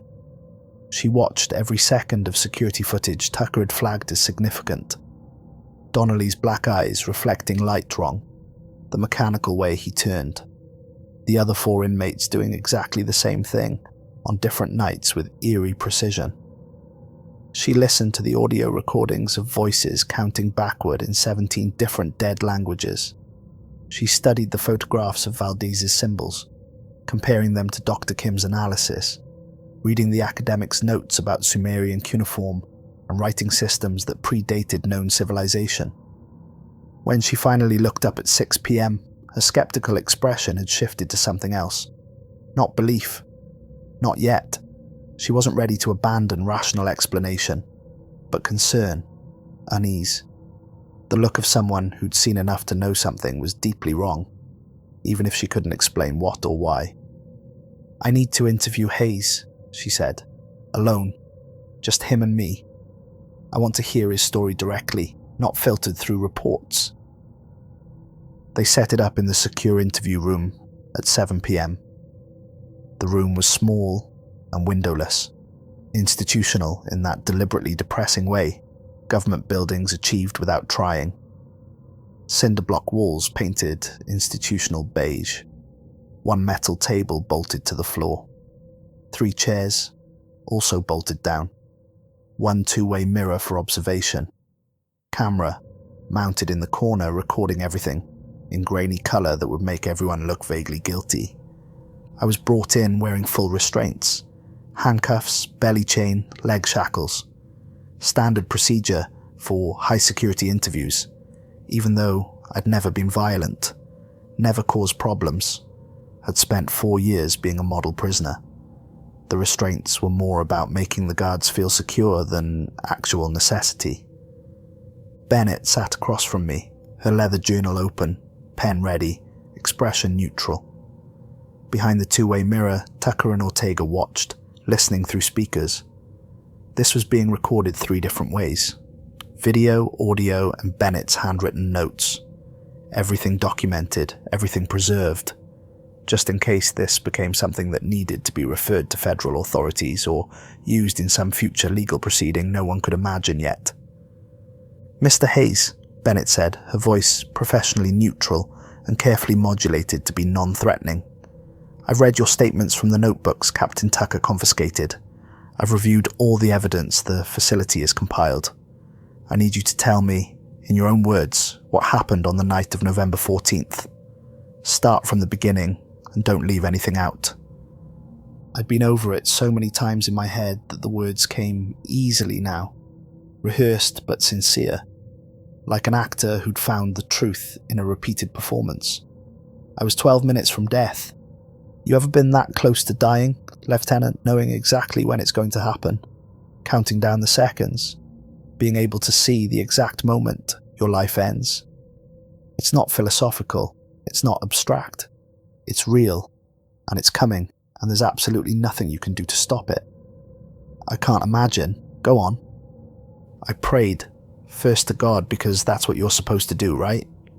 When you're facing death, you turn to God. But God doesn't listen to men like me. Men who've killed innocent people. Men who destroyed families for money. So I prayed to whatever would listen. I threw the prayer out into the darkness and I offered everything. Anything. I just wanted to live. I didn't want to die. Is that so hard to understand? Not at all. Survival instinct is one of the most fundamental drives. It overrides almost everything else. What happened after you prayed? I leaned forward as much as the restraints would allow, wanting her to see my face clearly, wanting her to see that I was telling the truth. Something answered. Not with words. I keep trying to explain this, but nobody understands what I mean. It wasn't like hearing a voice in your ears. It was deeper, more fundamental, like information was being downloaded directly into my brain, bypassing language entirely. Pure understanding. I knew what it wanted without being told. Knew what it was offering and what it cost. A door. I had to open a door between here and there, between this reality and whatever exists beyond it. Let things through. Things that had been waiting a very long time for an invitation. What things? Things that existed before humans, before light, before anything we'd recognize as reality. They've been waiting in the spaces between worlds, in the darkness beyond existence, for someone desperate enough, or stupid enough, or broken enough to invite them in. And I invited them.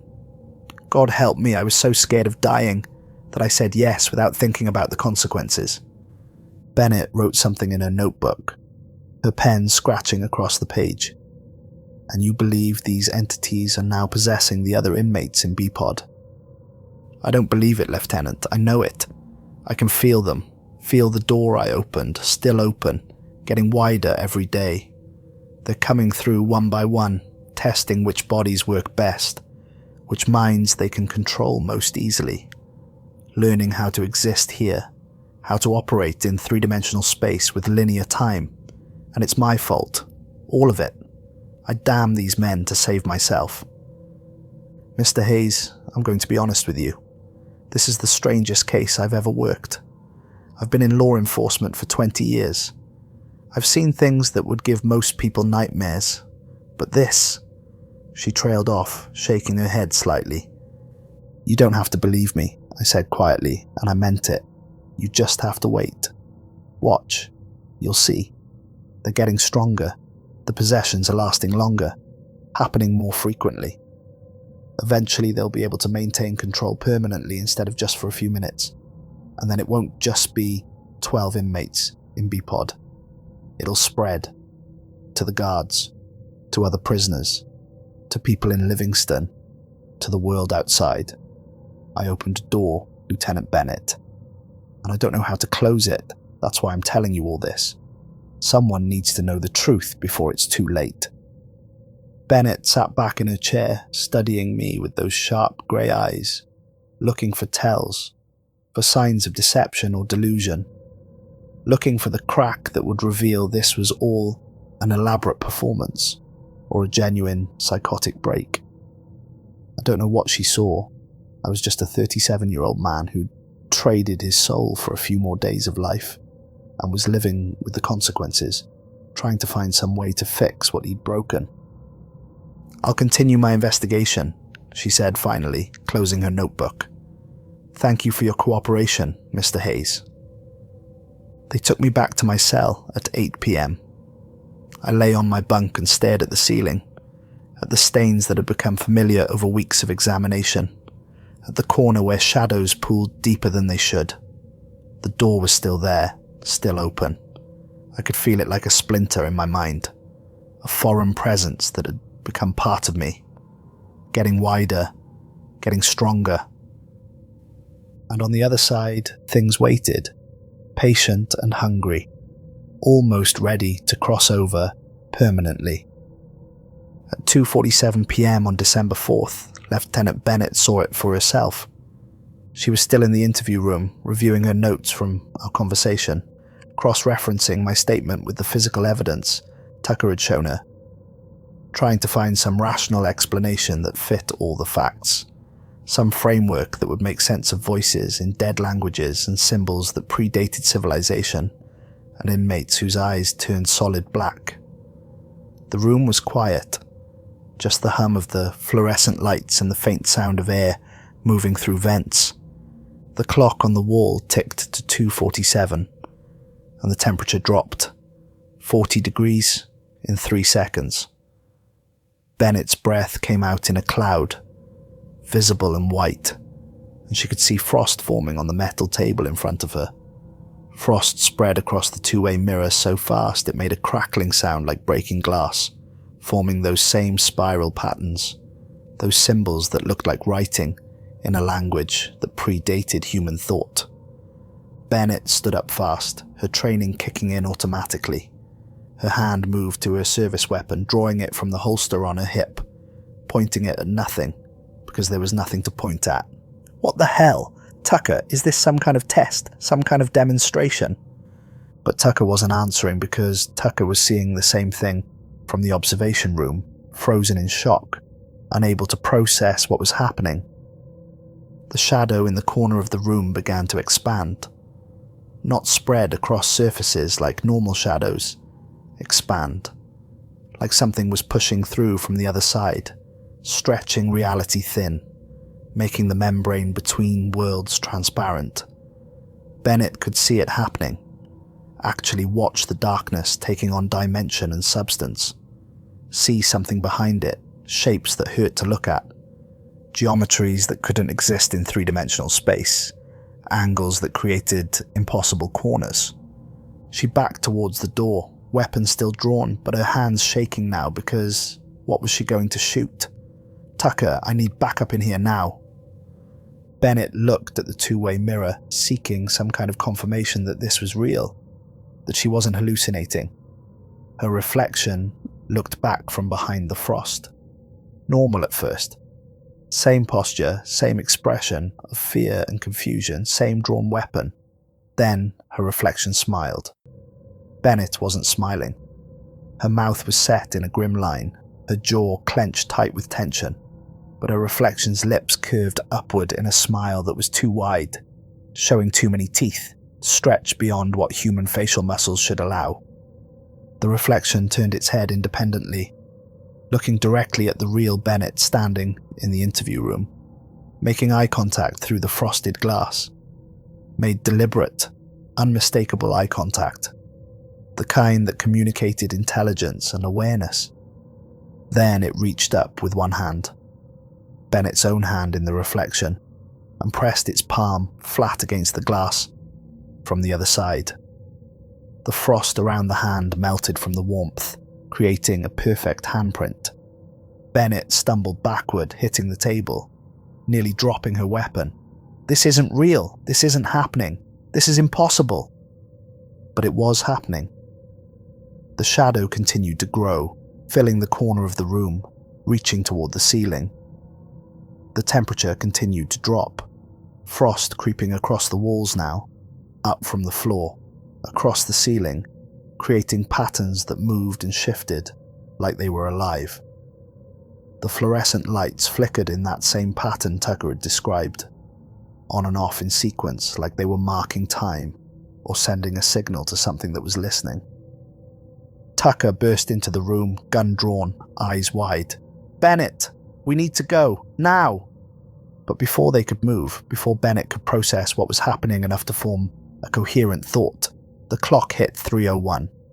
14 minutes after it started, the shadow collapsed back into the corner like elastic snapping back to position, like whatever had been pushing through from the other side had given up or been pulled back.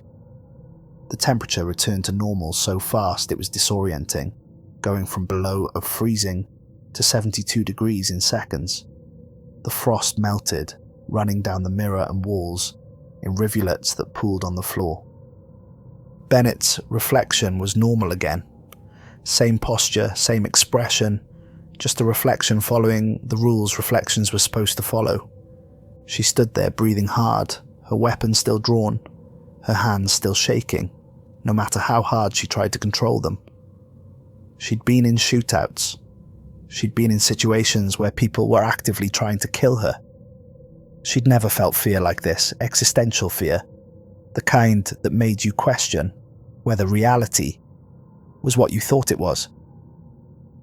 "Did you see that?" she asked Tucker, a voice not quite steady, higher pitched than normal. "Every second of it. The cameras recorded everything. We can review it together. My reflection, it moved independently. It looked at me. That's not possible. That violates every law of physics. Reflections don't have independent existence." "I know." Bennett holstered her weapon after checking it twice to make sure the safety was on, to make sure she hadn't accidentally fired in her panic. Her hands wouldn't cooperate at first, kept shaking too much to manipulate the small mechanism. Tucker had to help her, his own hands steady from decades of dealing with crises.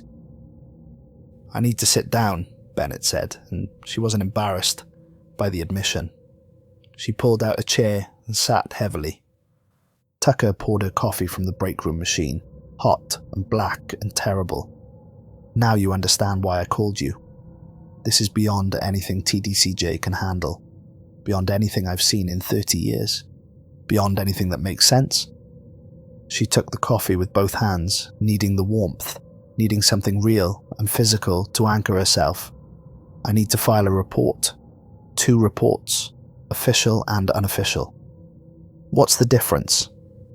Official version says environmental anomaly, possibly HVAC malfunction or electrical issue, requires further investigation by facilities management.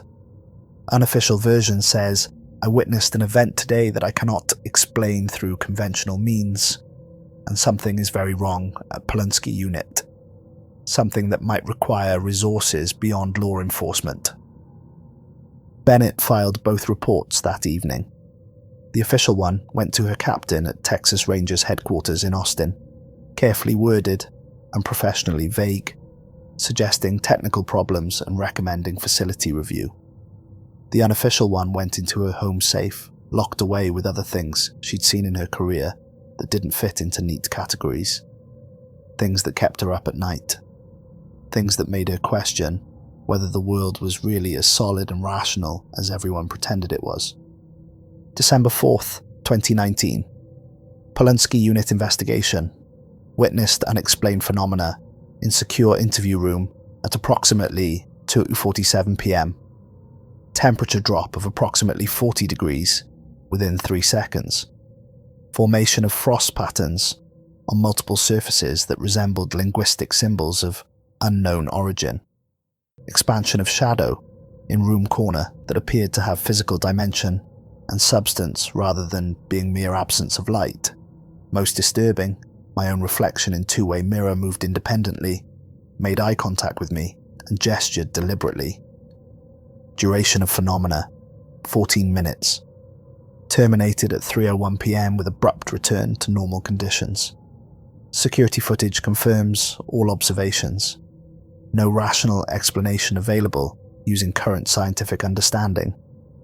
Whether this constitutes evidence of Daniel Hayes' claims about opening a door to another reality, I cannot determine, but something is happening at Polunsky Unit that defies conventional understanding. Recommend immediate action, though I don't know what action would be appropriate or effective.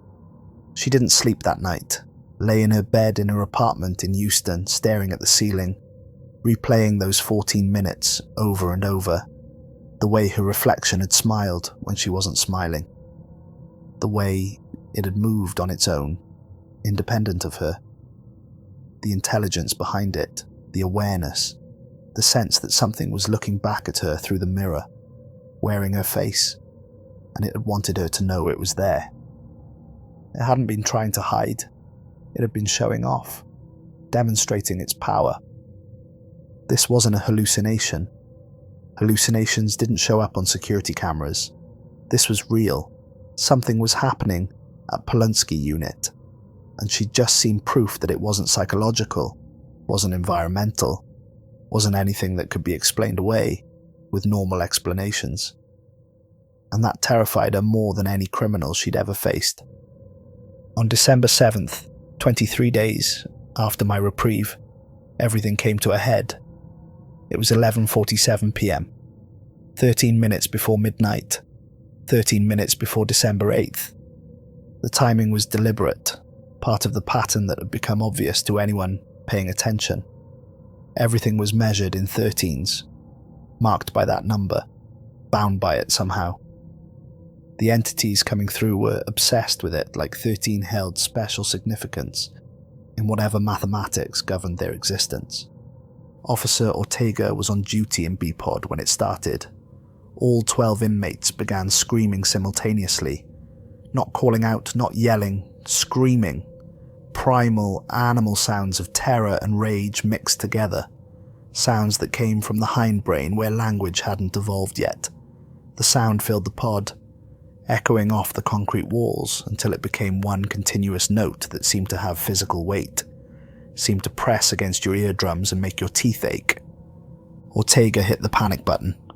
Red lights began flashing. Alarms blared. Emergency response teams flooded in within 2 minutes. 12 guards in full riot gear, carrying shields and batons and pepper spray, ready for a full-scale riot or hostage situation. But it wasn't a riot.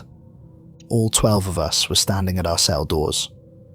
All 12 speaking, but not screaming anymore. The same words in perfect unison, in that layered, harmonized voice that sounded like it came from somewhere beyond human vocal cords, somewhere that existed outside normal space. Not shouting, speaking calmly, clearly, with perfect diction that was somehow more terrible than screaming would have been. The door stands open, we cross the threshold. Flesh awaits us, vessels prepared and ready. We are legion, we are eternal. We have waited since before your sun burned in the void. We have hungered in the darkness between worlds while universes were born and died. Now we are here. Now we inhabit. Now we become. This world is ours. The the voice continued until midnight. 13 minutes of all 12 inmates speaking as one, guards frozen in shock and fear, unable to move or intervene. Because what were they going to do? We were in our cells, not threatening anyone, just standing and speaking. No policy, no protocol, no training manual covered this exact situation. They'd trained for riots, for fires, for hostage situations, for escape attempts, not for synchronized supernatural possession. Then silence, absolute crushing silence that was somehow worse than the unified voice. The kind of silence that exists in deep caves where sound goes to die. And then, one by one, we collapsed. I felt it happen. Felt something release its grip on me, let me fall like a puppet when the strings are cut. My legs gave out and I hit the floor, consciousness flickering like a candle in wind, threatening to go out entirely. Medical staff reached us within 3 minutes.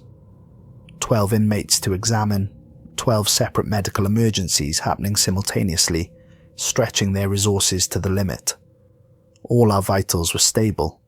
Heart rates elevated but not dangerous.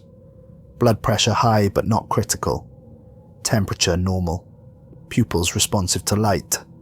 Reflexes normal. Everything, once again, completely and frustratingly normal, according to every test medical science could perform. When I started waking up 45 minutes later, I knew immediately something was different. Not with me. I felt normal, or as normal as I ever felt anymore. The door was still there inside me, still open, but I was still myself, still Daniel Hayes, still in control of my own body and mind, but wrong with the others. I could hear it in their voices when medical staff asked them questions, could feel it in the air, a shift in the atmosphere that made my skin crawl and my stomach clench. The quality of presence had changed. There were 12 bodies in B-Pod, but not all of them housed the people who'd originally inhabited them. Anthony Briggs in cell 4A was the first one conscious enough to speak. A nurse was checking his vital signs, standard post-seizure protocol, and Briggs smiled at her.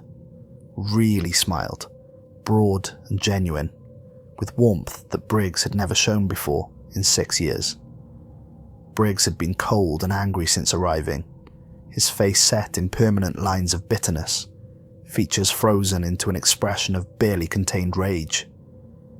This smile was different. Wrong. "Thank you for your concern," Briggs said, and his voice was all wrong. Too smooth, too polite. Like someone who'd learned English from a textbook and was trying it out for the first time, following rules but missing nuance. This vessel is functioning adequately. The integration was more difficult than anticipated. Human neurology is more complex than our observations suggested, but we have achieved stability.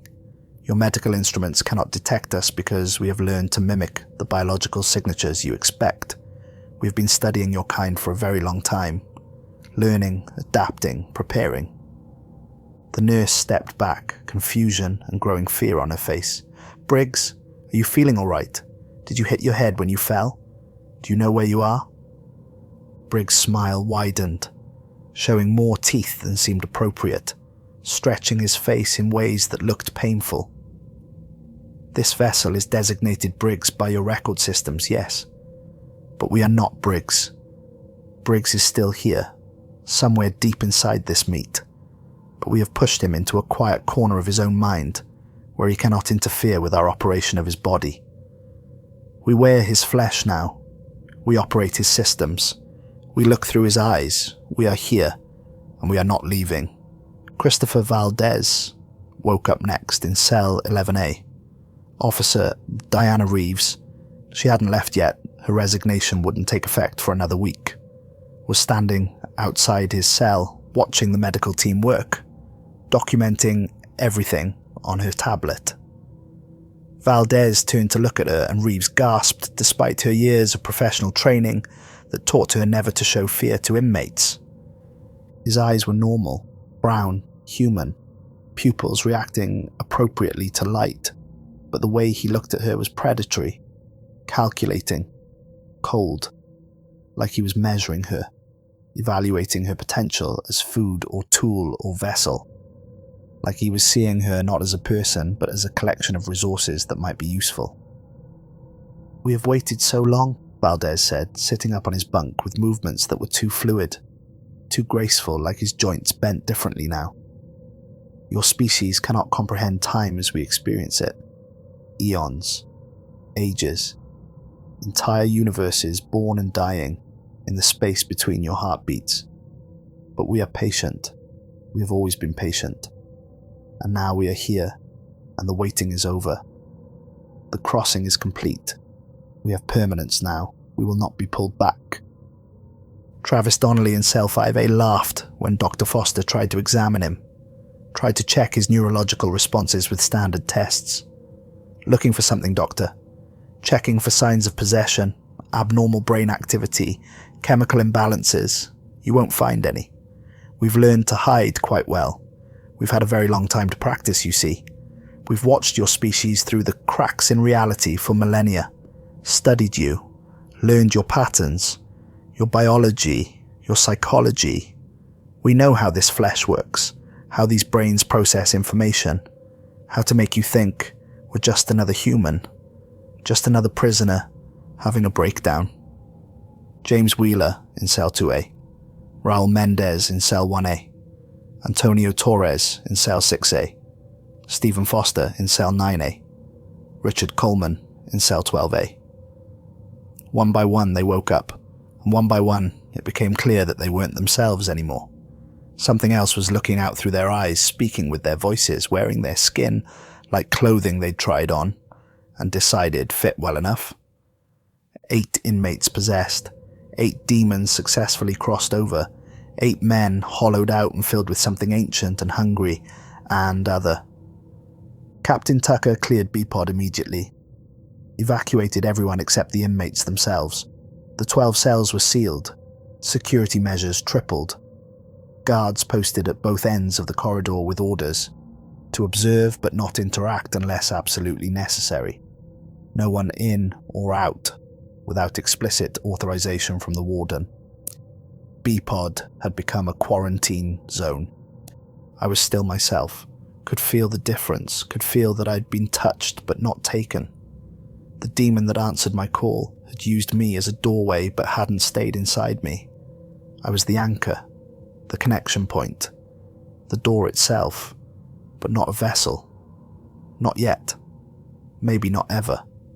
Maybe the door itself couldn't be possessed because the door needed to remain a door, needed to maintain its function. 4 other inmates were still themselves too, still in control of their own bodies and minds.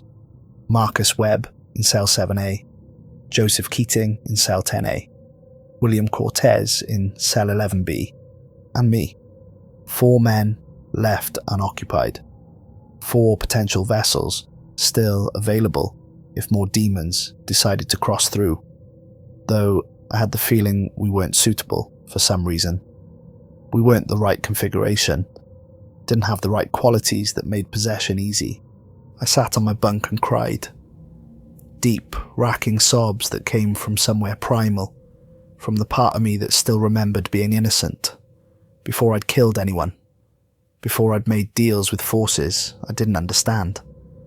I'd done this, damned 8 men to fates worse than death, erased them, replaced them with something that wore their faces and mimicked their voices but wasn't them anymore. The real Anthony Briggs was gone, trapped somewhere inside his own skull, aware but unable to control anything.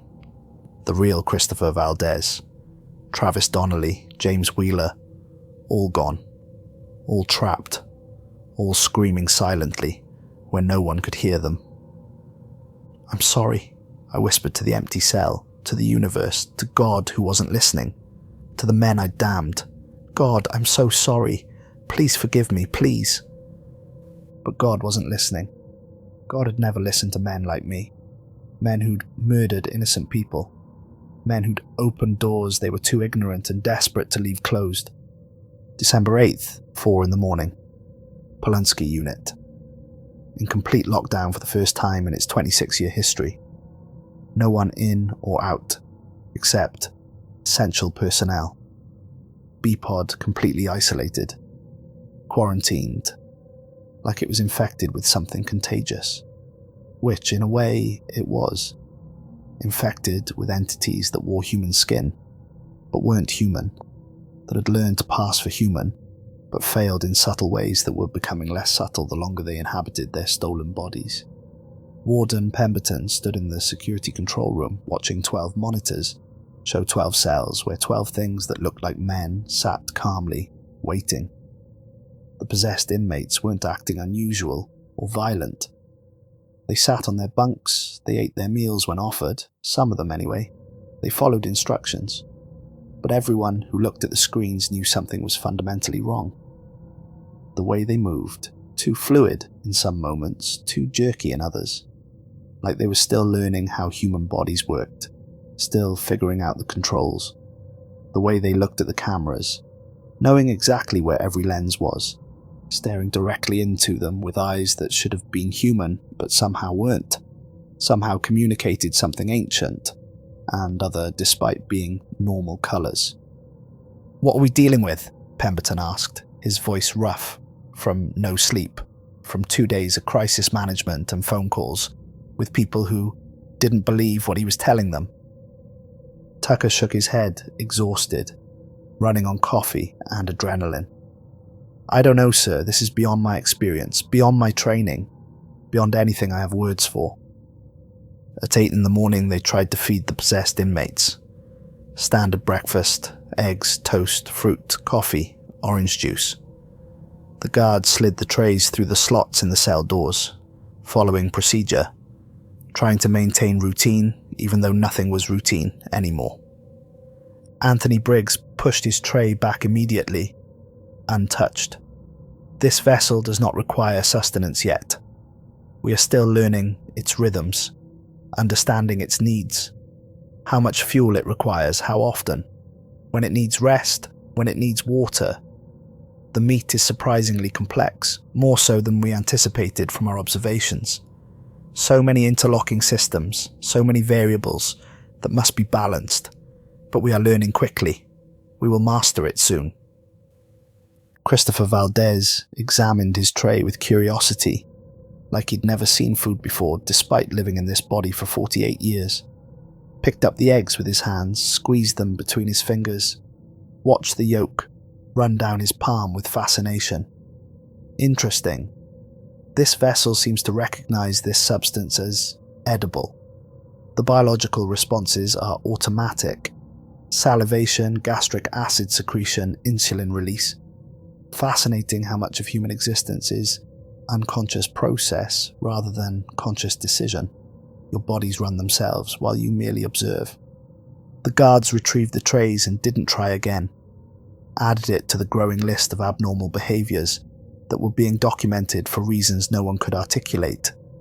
Maybe for future legal proceedings. Maybe for research. Maybe just because documentation was something they could control when everything else was spiralling beyond control. Medical staff attempted examinations at 9, led by Dr. Foster, who was operating on 2 hours of sleep and too much coffee. They needed to check the inmates' physical condition, make sure they hadn't injured themselves during the possession events, document any changes. Standard post-incident protocol. All 8 possessed inmates refused examination, politely but firmly, in tones that made it clear they would resist physically if necessary.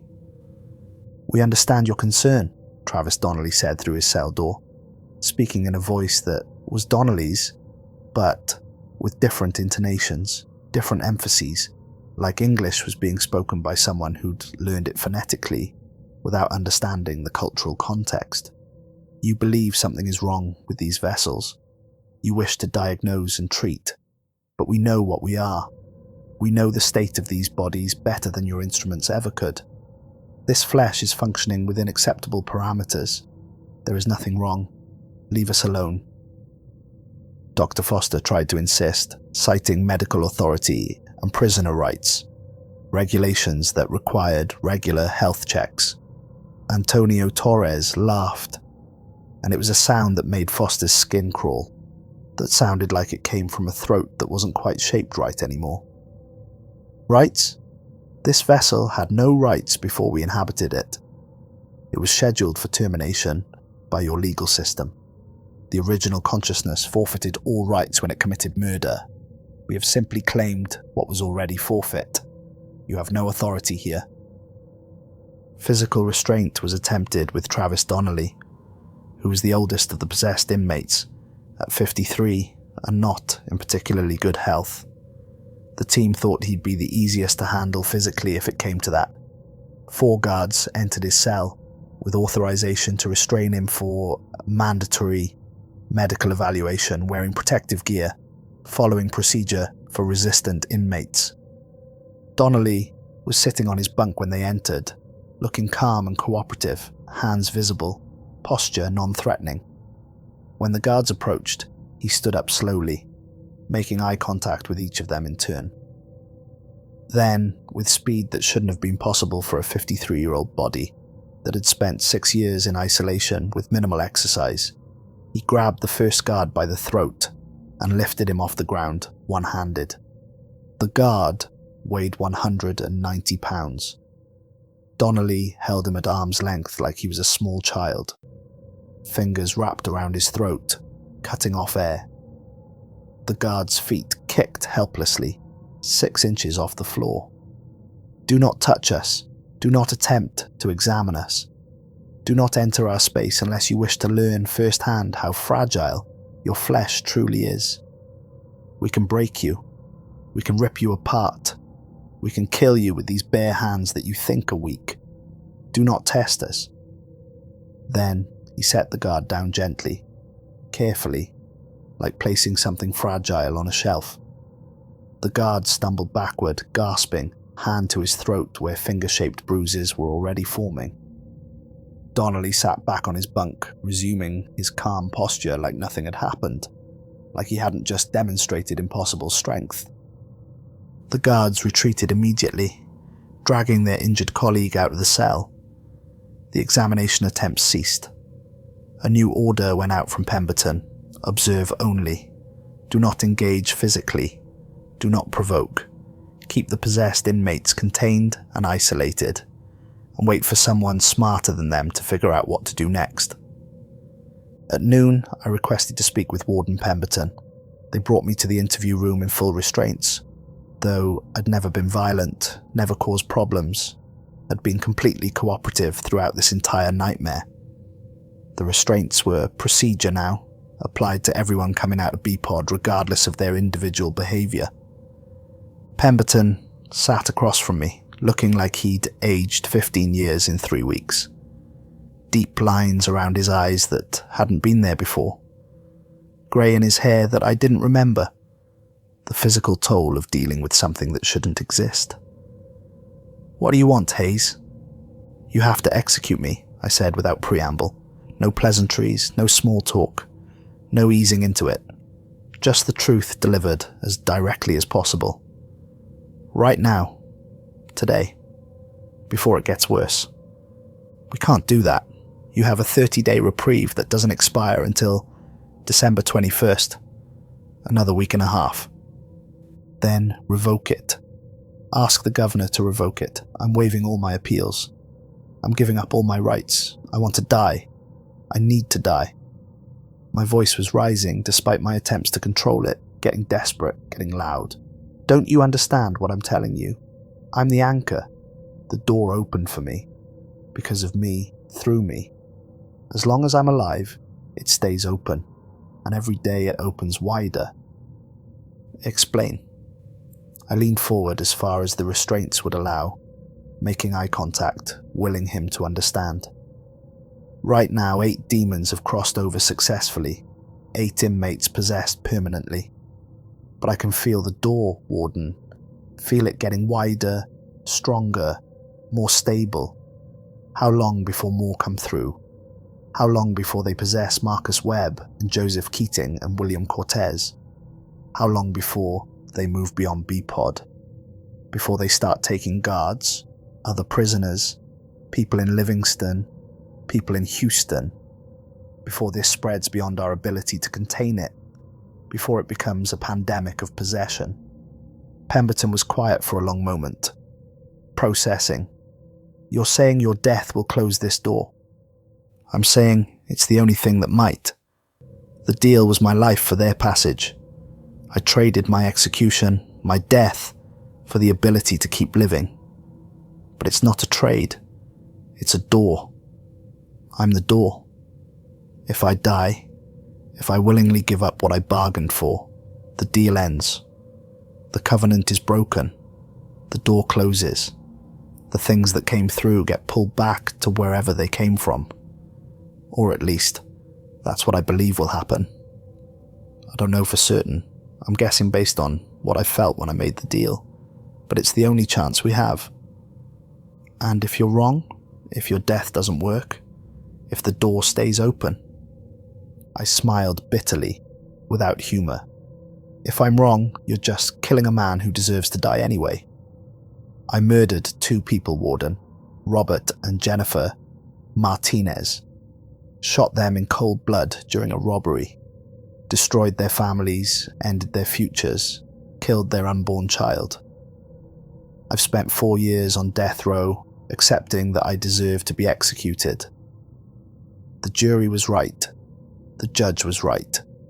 I should have died on November 15th like I was supposed to.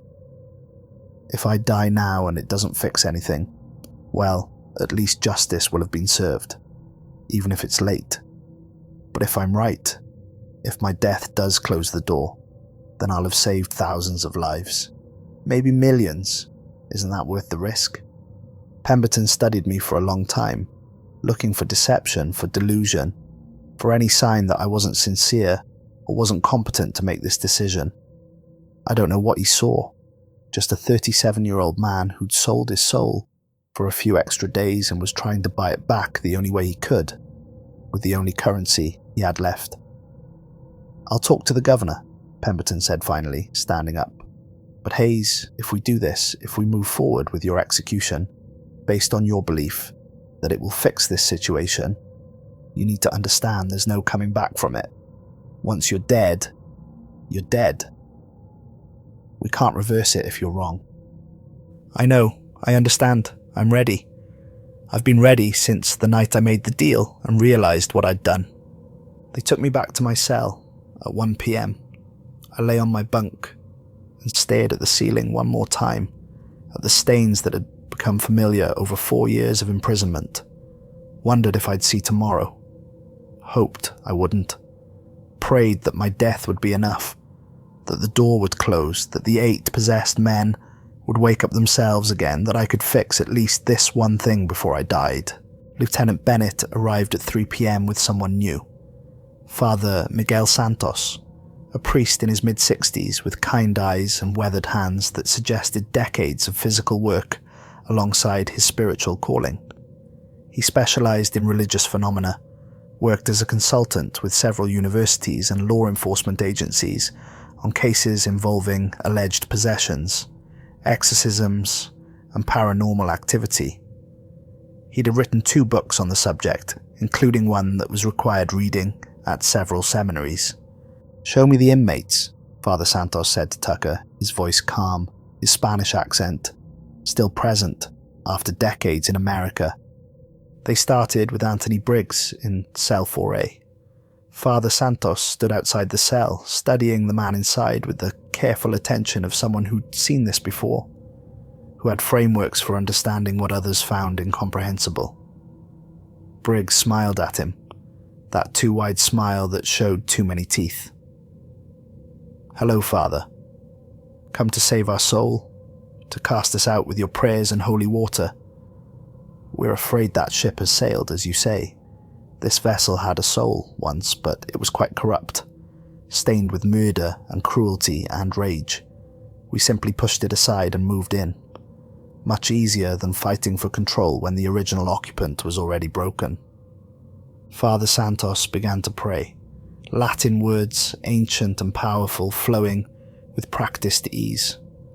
The formal exorcism rite from the Roman ritual, revised in 1999 but based on texts going back centuries, words that had been used thousands of times to banish demons from human hosts. His voice was strong and steady, filled with faith and authority, calling on divine power to expel the entity. Briggs laughed, but it wasn't cruel or mocking. Amused, almost fond, like watching a child try to solve a puzzle that was beyond their abilities. "Oh, Father, we appreciate the effort, truly we do. You have such faith, such conviction. It's quite beautiful, but traditional exorcism requires the demon to be an invader, yes? An unwanted presence violating the sanctity of the vessel. But we were invited. Blood and will opened the door. A covenant was formed. The vessel's occupant made a choice that opened the way for us. Only blood and will can break it. Your rituals have no power over those who were asked to enter. We came through a door that was opened for us. We accepted an invitation. Your God's authority does not supersede a covenant, freely given." They tried Christopher Valdez next in cell 11A. Same result. The entity inhabiting Valdez's body recited the exorcism rite along with the priest, word for perfect word in flawless Latin, mocking him gently. "In nomine Patris et Filii et Spiritus Sancti. By the power of these words you command us to depart. Vade retro Satana. But we came through an open door, Father. We accepted an invitation. Your God's authority does not supersede a covenant, freely given by a willing participant. The door was opened from this side. Only from this side can it be closed." By 6 p.m, Father Santos had to admit defeat. He sat in the break room with Bennett and Tucker, drinking coffee with hands that shook slightly despite his decades of experience with possession cases, despite having performed over 30 exorcisms. They're right. Traditional exorcism is designed to expel an invading entity, but these things were invited in. The invitation creates a contract, a binding agreement. The rules are different. I can pray over those men from now until Judgment Day, and it won't change anything. Only the person who issued the invitation can revoke it. Only the one who opened the door can close it. "Hayes says his death will revoke it," Bennett said.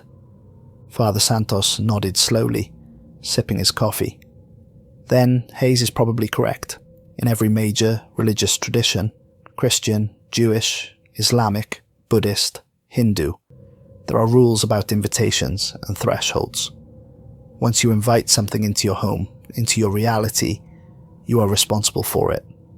If you open a door, you must close it. The universe requires balance.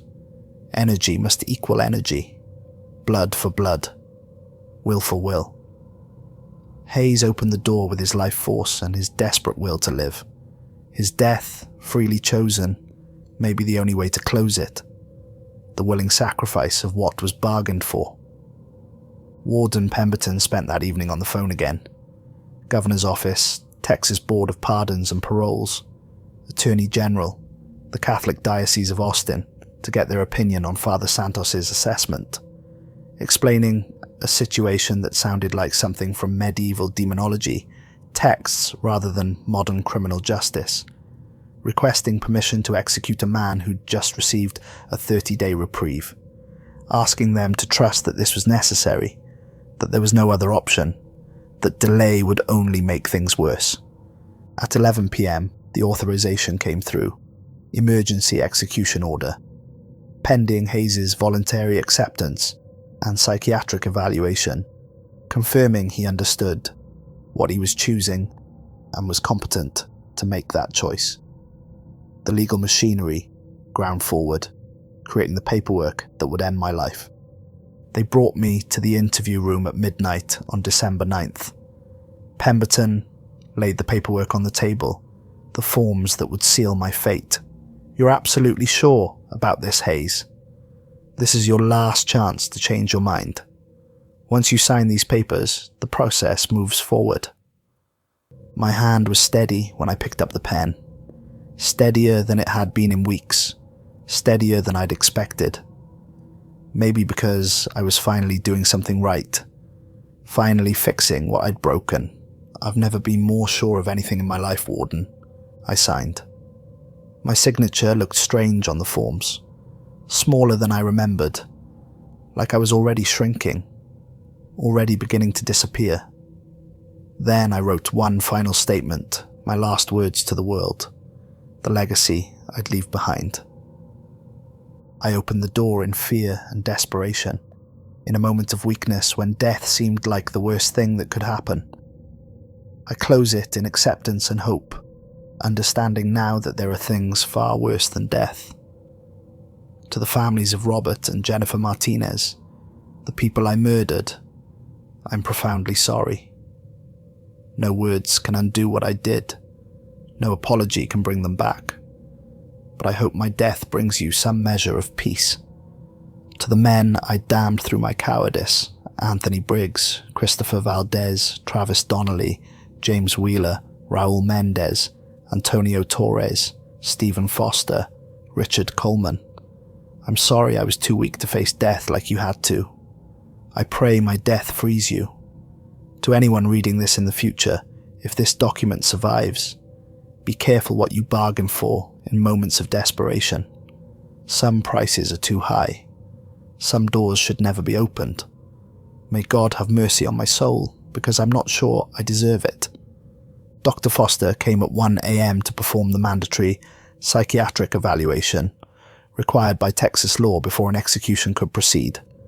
Standard questions about competency, about whether I understood the consequences of my decision, whether I was being coerced, whether I was mentally stable enough to waive my rights. I answered honestly and clearly, looking him in the eye, making sure he understood I knew exactly what I was doing. Yes, I understood that signing the waiver meant I would be executed. Yes, I understood that death was permanent and irreversible. No, I was not being coerced or threatened. Yes, I was making this decision of my own free will. Yes, I understood that I had the right to continue appealing. Yes, I was choosing to waive those rights. Yes, I was competent to make this decision. Dr. Foster signed off on the evaluation, though I could see in his eyes that he didn't want to be part of this, didn't want to declare a man competent to die. But the law required it, and I met every criterion. I was lucid, rational, understood the consequences, and was making a voluntary choice. He had no grounds to deny me. They let me walk B-Pod one last time at 2 a.m., saying goodbye to the men I'd lived next to for years, even though most of them wouldn't remember this conversation. I stopped at each cell where a man I'd known was still himself. Marcus Webb in cell 7A, Joseph Keating in cell 10A, William Cortez in cell 11B. Told them I was sorry for what I'd done, sorry I'd been too scared to die, sorry they'd been caught in the consequences of my bargain. Told them if this worked, they'd be safe. If it didn't, at least they'd know I'd tried. At cell 5A, the thing wearing Travis Donnelly's body was waiting for me, pressed against the bars, clearly expecting me. It had been listening somehow, following my progress down the corridor. "So you're going through with it," it said in Donnelly's voice, but with that wrong intonation that marked it as other. "You think your death will undo what you began. You think the door will close and we'll be pulled back to the darkness we came from." "I hope so," I said quietly, meaning it hard. It's hope. Such a peculiar human emotion, so uniquely yours. We've missed it in our long exile in spaces where emotion cannot exist. Your kind creates such interesting experiences: hope, fear, love, despair, joy, rage. We'd forgotten what it felt like to experience anything at all, to feel sensation, to process emotion through biological systems. Perhaps we should thank you for reminding us what it means to exist in time, to inhabit flesh. If my death sends you back, you won't remember any of this. You'll return to whatever timeless void you came from. It smiled, and the expression was almost wistful, almost sad. True.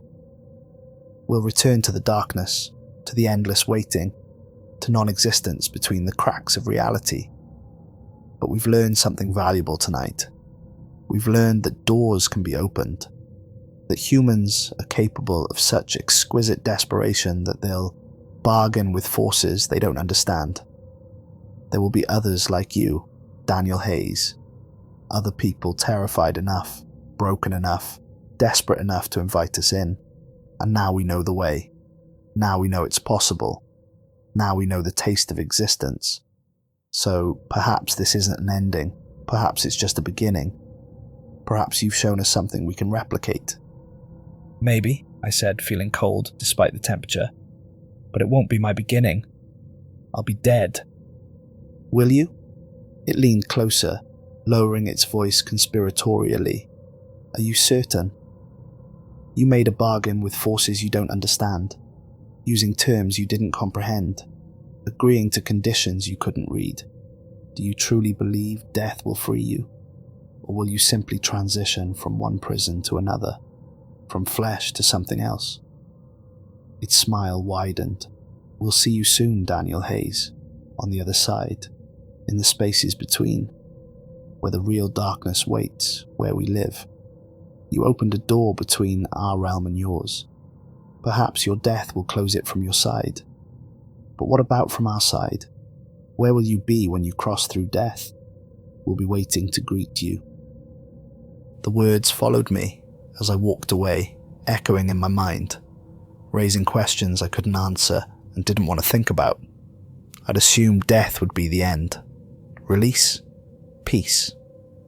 But what if it wasn't? What if the bargain had conditions I hadn't understood? At 4:47 a.m. on December 10th, they loaded me into the transport van for the second time in less than a month.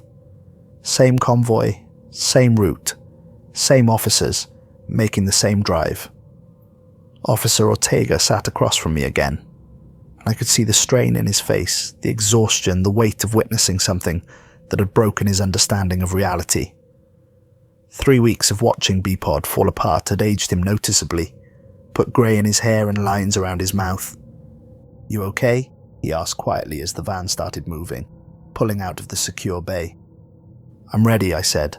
That's not the same as okay, but it's enough. It has to be enough.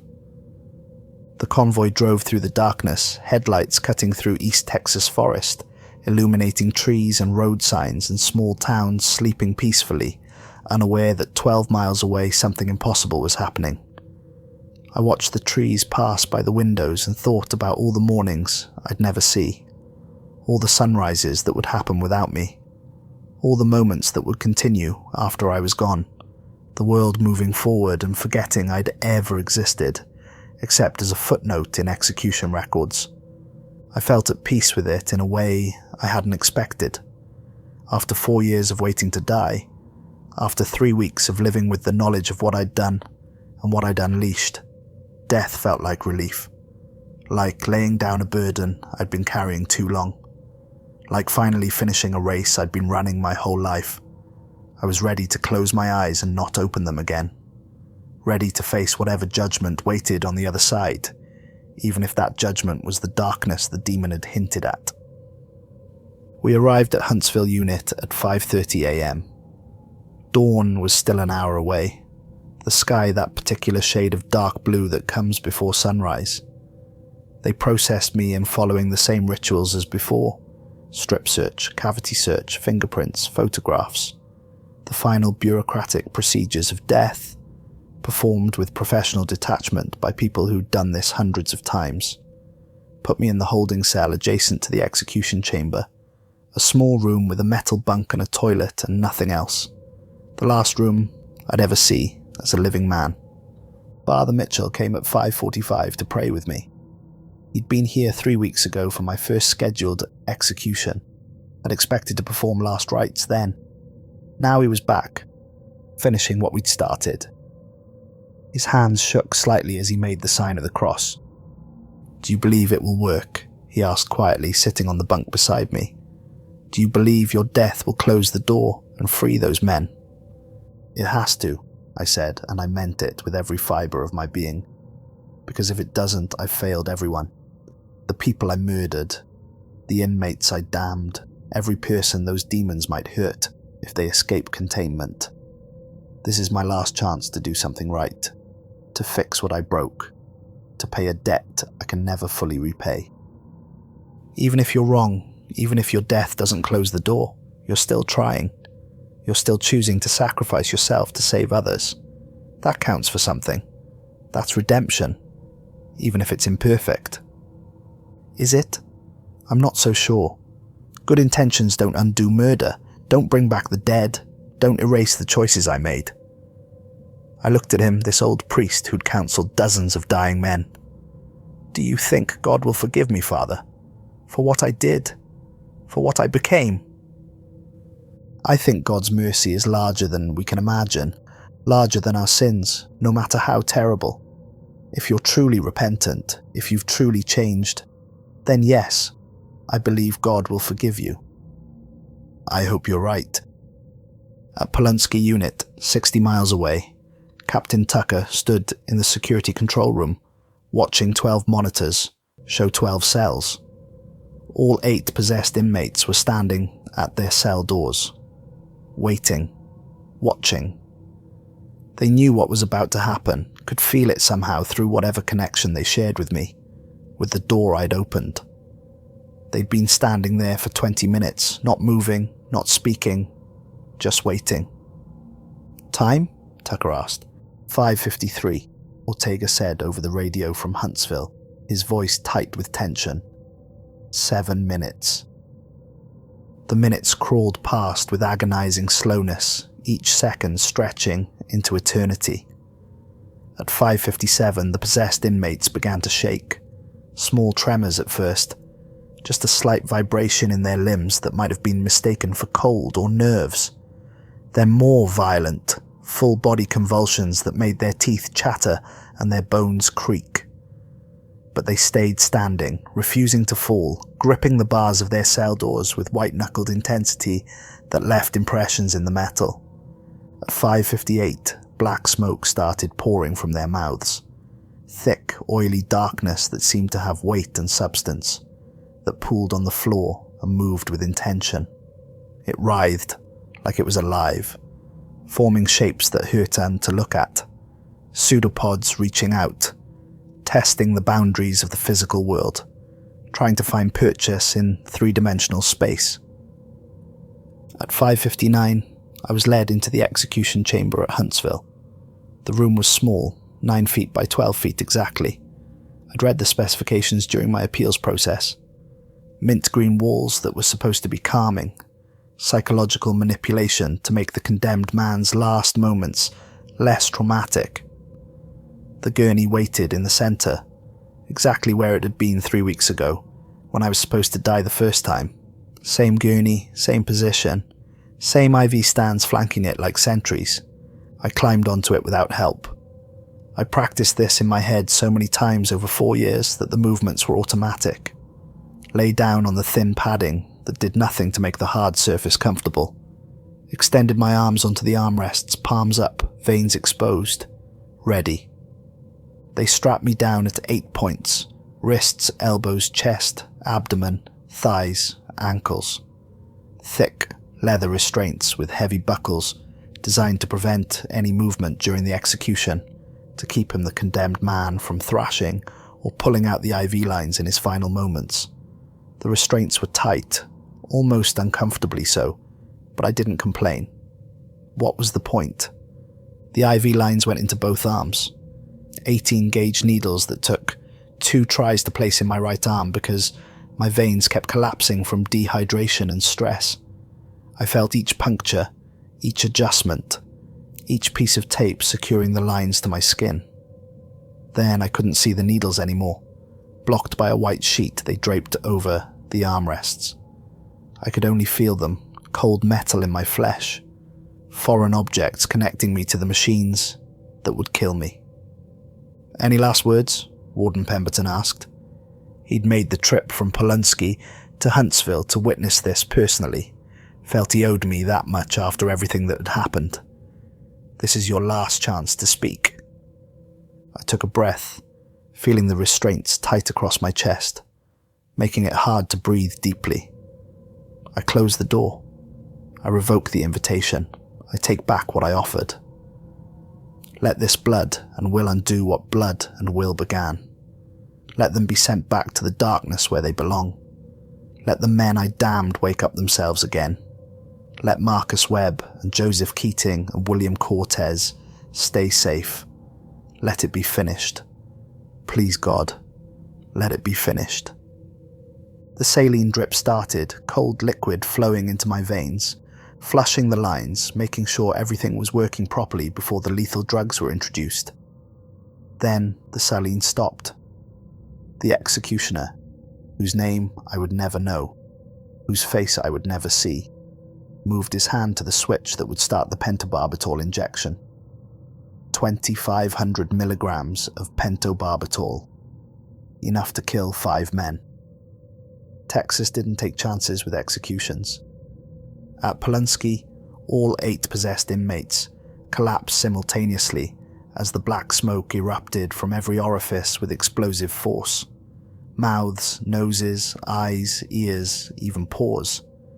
It poured out of them like water from breached dams, flooding the corridor, rising toward the ceiling, thick enough to obscure the cameras. The smoke swirled and writhed, forming shapes that Tucker's mind refused to process, that created blind spots in his vision when he tried to look at them directly. Geometries that couldn't exist in three-dimensional space.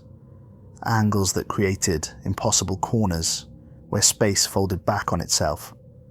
Spirals that seemed to lead both inward and outward simultaneously, creating vertigo in anyone who looked too long. The creatures were screaming. Tucker could hear it even through cameras and speakers and distance. Not human screaming, something older, more fundamental, more terrible. The sound of rage and denial, of something ancient being dragged away from something it desperately wanted to keep. The sound of things that had existed since before time, losing their grip on temporal existence. The sound of beings that thought they'd finally escaped their prison, realizing the door was closing with them on the wrong side. "Now," Warden Pemberton said, and his voice was steady despite everything. The pentobarbital began to flow. I felt it immediately, a cold sensation spreading up my arms, into my shoulders, toward my chest like ice water in my veins. They told me during the pre-execution briefing that I wouldn't feel anything after the first few seconds, that the anesthetic properties would make me lose consciousness immediately, that I'd just drift off to sleep. They were wrong. I felt everything. Felt the drug reaching my heart, making it beat irregularly, skipping beats and then racing to catch up. Felt my lungs struggling to draw breath as the pentobarbital suppressed my respiratory system, making each inhalation harder than the last. Felt my brain starting to shut down, neurons firing randomly as oxygen deprivation set in, creating flashes of memory and sensation that didn't connect to anything. But more than that, I felt the door inside me, the connection I'd opened 3 weeks ago. Felt it starting to reverse, to close, to seal itself shut. At Polunsky, the black smoke got sucked back into the inmates' bodies like film, played in reverse, like water being vacuumed up, like the universe correcting itself. The creatures screamed louder, fighting against it with everything they had, but the pull was inexorable, irresistible, absolute. They were being dragged back through the door, pulled into the darkness beyond, forced to return to the spaces between worlds where they'd waited for eons. My vision started to dim, grey creeping in from the edges, narrowing my field of view to a tunnel that got smaller with each heartbeat. I could see the clock on the wall, showing 6:01. The exact minute I should have died 3 weeks ago. The universe correcting itself, putting time back on its proper track, fixing the deviation I'd caused. The black smoke vanished from B-Pod, gone like it had never existed, sucked back through a closing door that was sealing itself permanently. The cameras flickered back to normal. All 8 possessed inmates lay on their cell floors, unconscious but breathing normally. The 4 uninhabited inmates, Marcus Webb, Joseph Keating, William Cortez, and my cell standing empty, were untouched. My heart stopped. I felt it happen, felt the muscle go still in my chest, felt the last electrical signals fade from my brain like lights going out in a building, felt consciousness slipping away like water through my fingers, like sand in an hourglass running out, felt everything I was, everything I'd ever been, shrinking down to a single point and then disappearing. And then, for just a moment before complete darkness, I felt something else. The door wasn't just closing. It was shifting, moving, changing orientation. I'd opened it as an entrance, a way for them to come into our world. But as it closed, as my life ended, as the bargain unwound, it became something different. An exit. My exit. Oh no, my last thought was understanding. Complete, terrible understanding. The demon in Donnelly's body had tried to warn me, had told me exactly what would happen, and I hadn't listened, or hadn't understood, or hadn't wanted to believe. Will you simply transition from one prison to another? The door closed behind the demons, sealing them back in the darkness, but it closed with me on the wrong side of it. I'd paid with my life to shut the door, and the price of closing it from this side was that I couldn't stay on this side. The anchor had to remain to keep it sealed. The door itself had to stay in place, and I was the door. Time of death, 6:03 a.m, the doctor said, checking my pulse, checking my pupils, confirming what the monitors already showed. My chest rose once more with expelled air, then stilled. My eyes closed for the last time. Daniel Hayes was dead according to every measure medical science could apply. But I wasn't gone. I was somewhere else now. Somewhere dark and cold and full of ancient hunger. Where time didn't exist and space had no meaning. Where things waited that had been waiting since before reality began. Where the demons I banished were screaming in rage at being denied. And they were very, very interested in the human consciousness that had just arrived in their realm. The first human consciousness to exist in spaces that predated humanity, that predated life, that predated light itself. At Polunsky, the possessed inmates began to wake, one by one, confused and disoriented, with no memory of the past 3 weeks. Anthony Briggs sat up and asked what day it was, his voice his own again, his eyes his own, confusion evident in every movement. Christopher Valdez looked around his cell, like he'd never seen it before, touched his face with shaking hands like he was confirming it was really his. Travis Donnelly stood up slowly and steadily and asked why his hands hurt, why there was dried blood under his fingernails. What happened? Briggs asked when guards came to check on him, came to assess whether the possessions had really ended. I remember going to sleep on November 14th, and then nothing. What day is it? Why do I feel like I've been running for days? Why does everything hurt? Medical staff examined them thoroughly. All 8 were themselves again. Normal eye colour, normal speech patterns, normal behaviour, normal cognitive function. No memory of the past 3 weeks. No recollection of being possessed, of saying terrible things, of being worn like clothing by ancient demons. Just a gap in their lives, a hole in their memories that couldn't be filled. The 4 who'd never been possessed, Marcus Webb, Joseph Keating, William Cortez, and my cell standing empty, reported similar gaps in their memory. Couldn't remember much of the past 3 weeks clearly.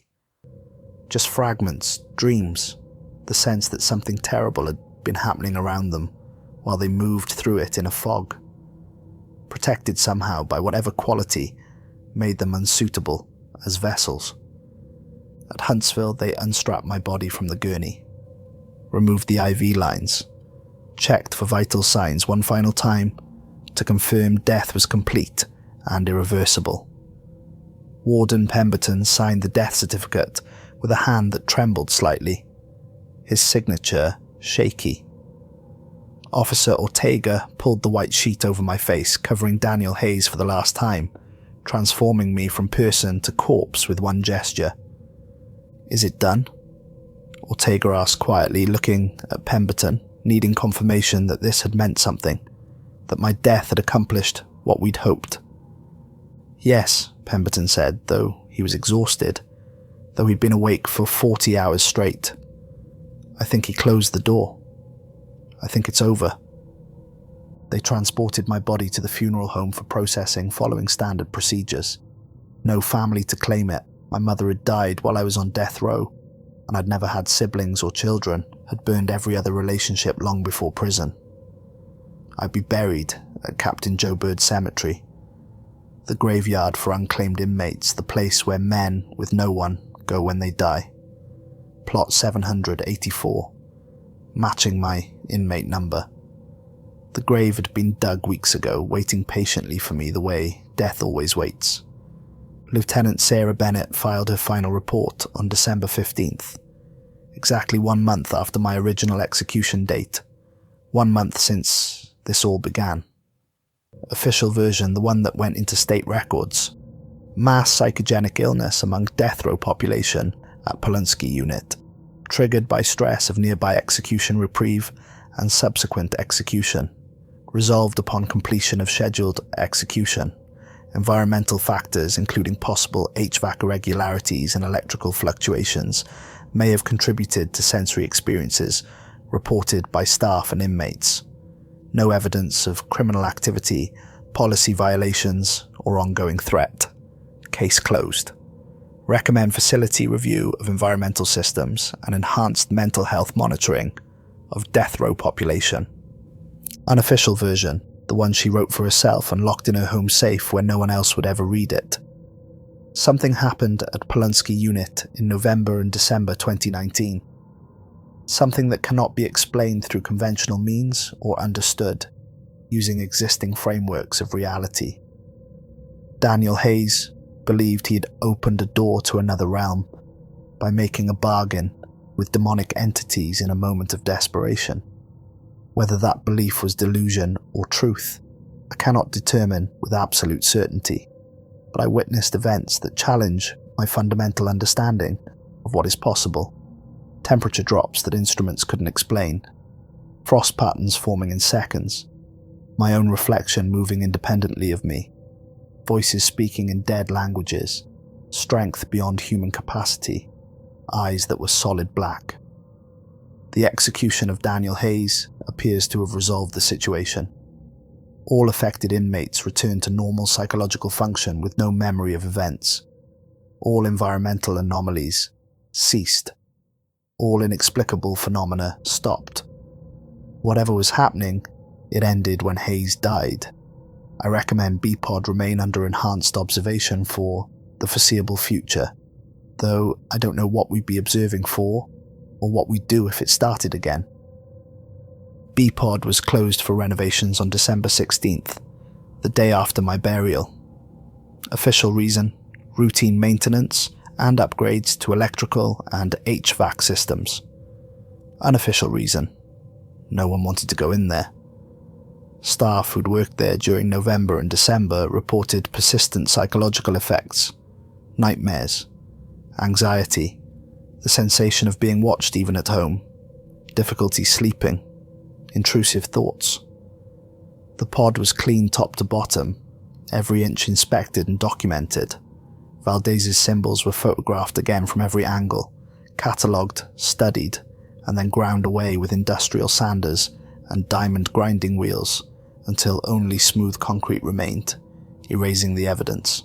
When B-Pod reopened on January 27th, 2020, new inmates were assigned to the cells. New condemned men waiting for their own dates with the gurney in Huntsville. Most of them unaware of what had happened in those cells just weeks before. The facility ran smoothly after that. No more incidents. No more possessions. No more voices or shadows or inexplicable phenomena. B-Pod became just another section of death row indistinguishable from any other. But sometimes on cold nights when fog rolled in from the big thicket, dense and thick and smelling of pine and earth, guards reported seeing frost on the windows of cell 3A. My old cell. The frost formed those same patterns, spirals and curves that looked like writing in a language no one could read. And sometimes at 13 minutes before 6 in the evening, you could hear something in B-pod if you listened carefully. Not voices exactly, more like the memory of voices. Echoes of conversations that happened in realms beyond human comprehension. Whispers in the walls. The sound always stopped at 6:01. Officer Luis Ortega transferred to administrative duties in February 2020, away from death row, away from B-pod, away from anything that reminded him of those 3 weeks that had broken something in his understanding of the world. He never spoke about November 2019 to anyone except his priest. In confession one Sunday in March, he said, "Father, I witnessed something that shattered my understanding of reality. I don't know if it was evil or just different. I don't know if demons are real or if we all shared some kind of hallucination. But it changed me, made me question everything I thought I knew about the world, about what's possible, about what exists beyond what we can see and measure. I don't sleep well anymore. I keep thinking about Daniel Hayes and wondering if he's really gone, or if he's trapped somewhere we can't reach, paying for his mistake forever." Captain Raymond Tucker retired in June 2020. In his exit interview, when asked about his career highlights and lowlights, what he'd learned in 30 years of corrections, he said only, "I've seen enough, more than enough. Some things you can't unsee, some knowledge you can't unknow. I need to spend time with my grandchildren and try to remember that the world is mostly good, mostly normal, mostly safe. Most of the time things make sense and follow rules we understand. I need to remember that before I forget it completely." Father Gregory Mitchell continued his ministry at Polunsky Unit but never returned to B-pod. When asked why by the chaplaincy coordinator when pressed to explain his refusal since it complicated scheduling, he said, "Some places remember what happened in them. The walls remember, the air remembers. I can feel it the moment I step into that corridor. Something heavy, something wrong, something that makes prayer difficult. I'm not strong enough to face that every week. I'm 63 years old. I've been a prison chaplain for 18 years. I've counselled hundreds of dying men, held their hands, prayed over them, given them their last rites. But I can't go back to B-pod. I just can't. Whatever was there, some part of it is still there. Sleeping maybe, waiting. I'm not equipped to deal with that." Dr. William Foster wrote a paper about mass psychogenic illness in correctional settings, using Polunsky as an anonymized case study, with all names and details changed to protect confidentiality. The paper was comprehensive, well-researched, thoroughly documented. It was rejected by every peer-reviewed journal he submitted to over the course of 2020. The feedback was consistent across publications. The documented evidence cannot be reconciled with any known psychological phenomenon. The consistency of symptoms, the physical evidence, the timeline of events, none of it fits mass psychogenic illness as we understand it. We cannot publish findings that contradict established science without more rigorous methodology and replication. We suggest the author reconsider their interpretation of events. The paper sat in his desk drawer for a year before he finally deleted it and decided never to speak of those 3 weeks again. Lieutenant Sarah Bennett kept her unofficial report in her home safe for 3 years. In December 2022, she had a break-in at her house while she was at work. Several items were stolen: jewellery, electronics, cash, the usual targets. But the safe wasn't touched, wasn't even scratched, like the burglars hadn't seen it or had chosen not to open it. Bennett didn't report the unofficial report missing because it wasn't missing. But she started having dreams after the break-in that wouldn't stop. Dreams of her reflection, moving independently, reaching out from mirrors, trying to pull her through to the other side. Dreams of doors, opening in walls that shouldn't have doors, leading to places that were all wrong. Dreams of darkness with eyes, with intelligence, with hunger. She destroyed the report in August 2023, burning it page by page in her fireplace, stirring the ashes until nothing remained but carbon, scattering them outside so no trace would be left. The dream stopped immediately, completely, like they'd never happened. She slept soundly that night for the first time in months. At Captain Joe Bird Cemetery, my grave was marked with a simple concrete cross bearing my inmate number, 999 784. No name, no dates, just the number. The grass grew over it quickly in the East Texas humidity, green and thick and indifferent. Within 6 months you could barely tell anyone was buried there. Just another unmarked grave in a field full of them. Forgotten men in forgotten plots. But sometimes on the anniversary of my execution, December 10th, small items appeared on my grave. A single flower, usually a white rose, a handwritten note on folded paper, a smooth stone placed carefully on the concrete cross. No one ever saw who left them. The cemetery had no surveillance cameras, no security, just chain link fence and grass and graves. Guards at Polunsky, who drove past it, sometimes noticed the items on their way to work, but never mentioned them in reports. Didn't seem official enough, important enough, relevant enough. One note found on December 10th, 2020 read, "Thank you for closing the door. You saved us all.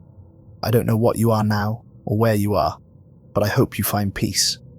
A grateful guard." Another found on December 10th, 2021 read, "I was in cell 9A. I don't remember what happened during those weeks, but they told me you died to save us. They told me you gave up your life to free us from something terrible. I hope you found peace. I hope wherever you are, you're not suffering. Stephen F."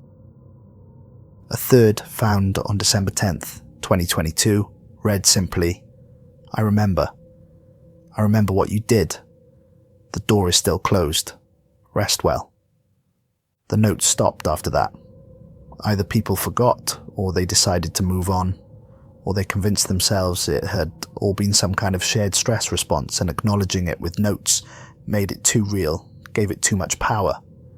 B-Pod remained operational.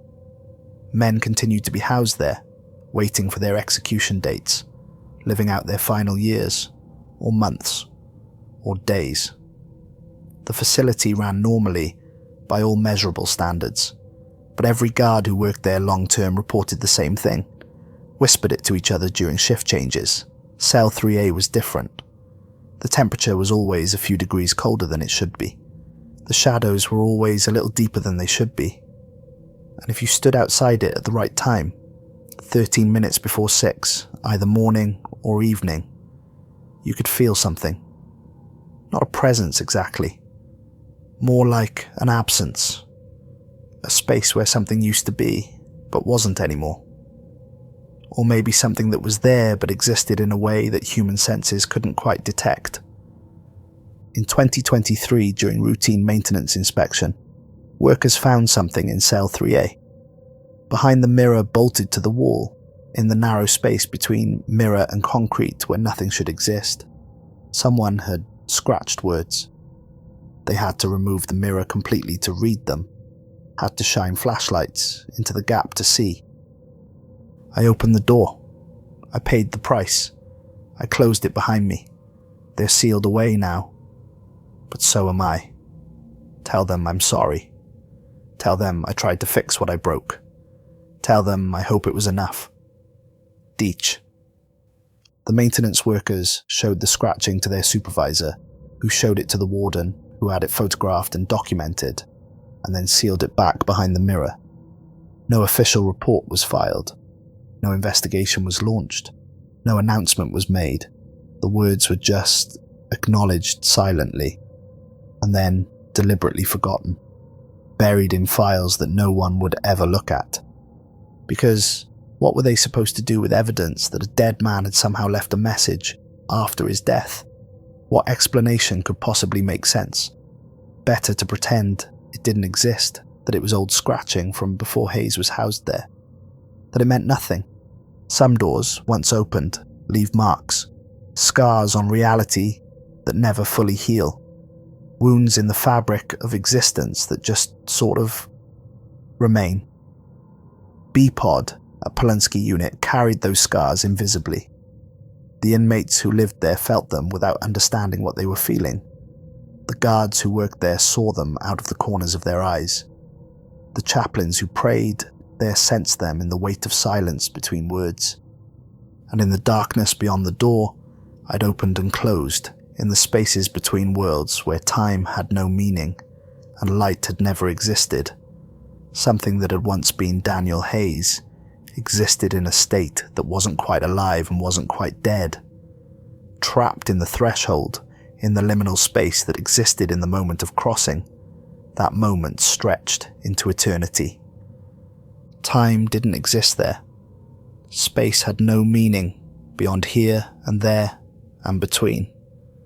There was only darkness and the awareness of being watched constantly by things that had existed since before existence began, and the knowledge that this was forever, that there would be no escape, no rest, no end, just an eternal moment of holding the door closed while ancient things pressed against it from the other side, testing its strength, probing for weaknesses, waiting for it to fail. This was my punishment, my penance, my eternal atonement for the sin of being too afraid to die when I was supposed to, for taking what wasn't mine, for opening what should have stayed closed. I opened a door that should have stayed closed. I invited in things that should never have been invited, and now I spend eternity making sure that door stays shut, making sure those things never cross over again, making sure no one else pays the price for my cowardice. The world moved on without me. Days turned to months, months to years. People forgot. The incident at Polunsky Unit became a footnote, an odd story that guards told each other during slow night shifts when they needed something to talk about. Did you hear about what happened in B-Pod back in 2019? Some kind of mass hysteria. Bunch of inmates thought they were possessed or something. All started after one guy got a last-minute reprieve from execution. Lasted a few weeks, then the guy waived his appeals and they executed him, and it all stopped. Weird, right? Must have been something in the water or the ventilation. But in cell 3A, on cold nights when the fog rolled in, frost still formed on the windows, writing in languages that predated human civilization, messages from the other side of a door that would never open again, because I was holding it shut, would always be holding it shut, forever.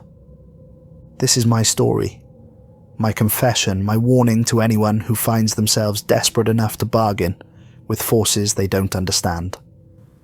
Be careful what you bargain for in moments of desperation. Be careful what you invite in when you're afraid of death. Be careful what doors you open, because you might not be able to close them. Or worse, you might close them but find yourself on the wrong side, trapped between worlds, neither alive nor dead, neither here nor there, existing only to hold something closed that wants very badly to open again. I'm Daniel Hayes, inmate 999, 784.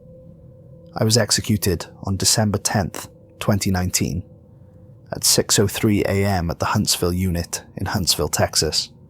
My body is buried at Captain Joe Bird Cemetery in an unmarked grave. But I'm not at rest.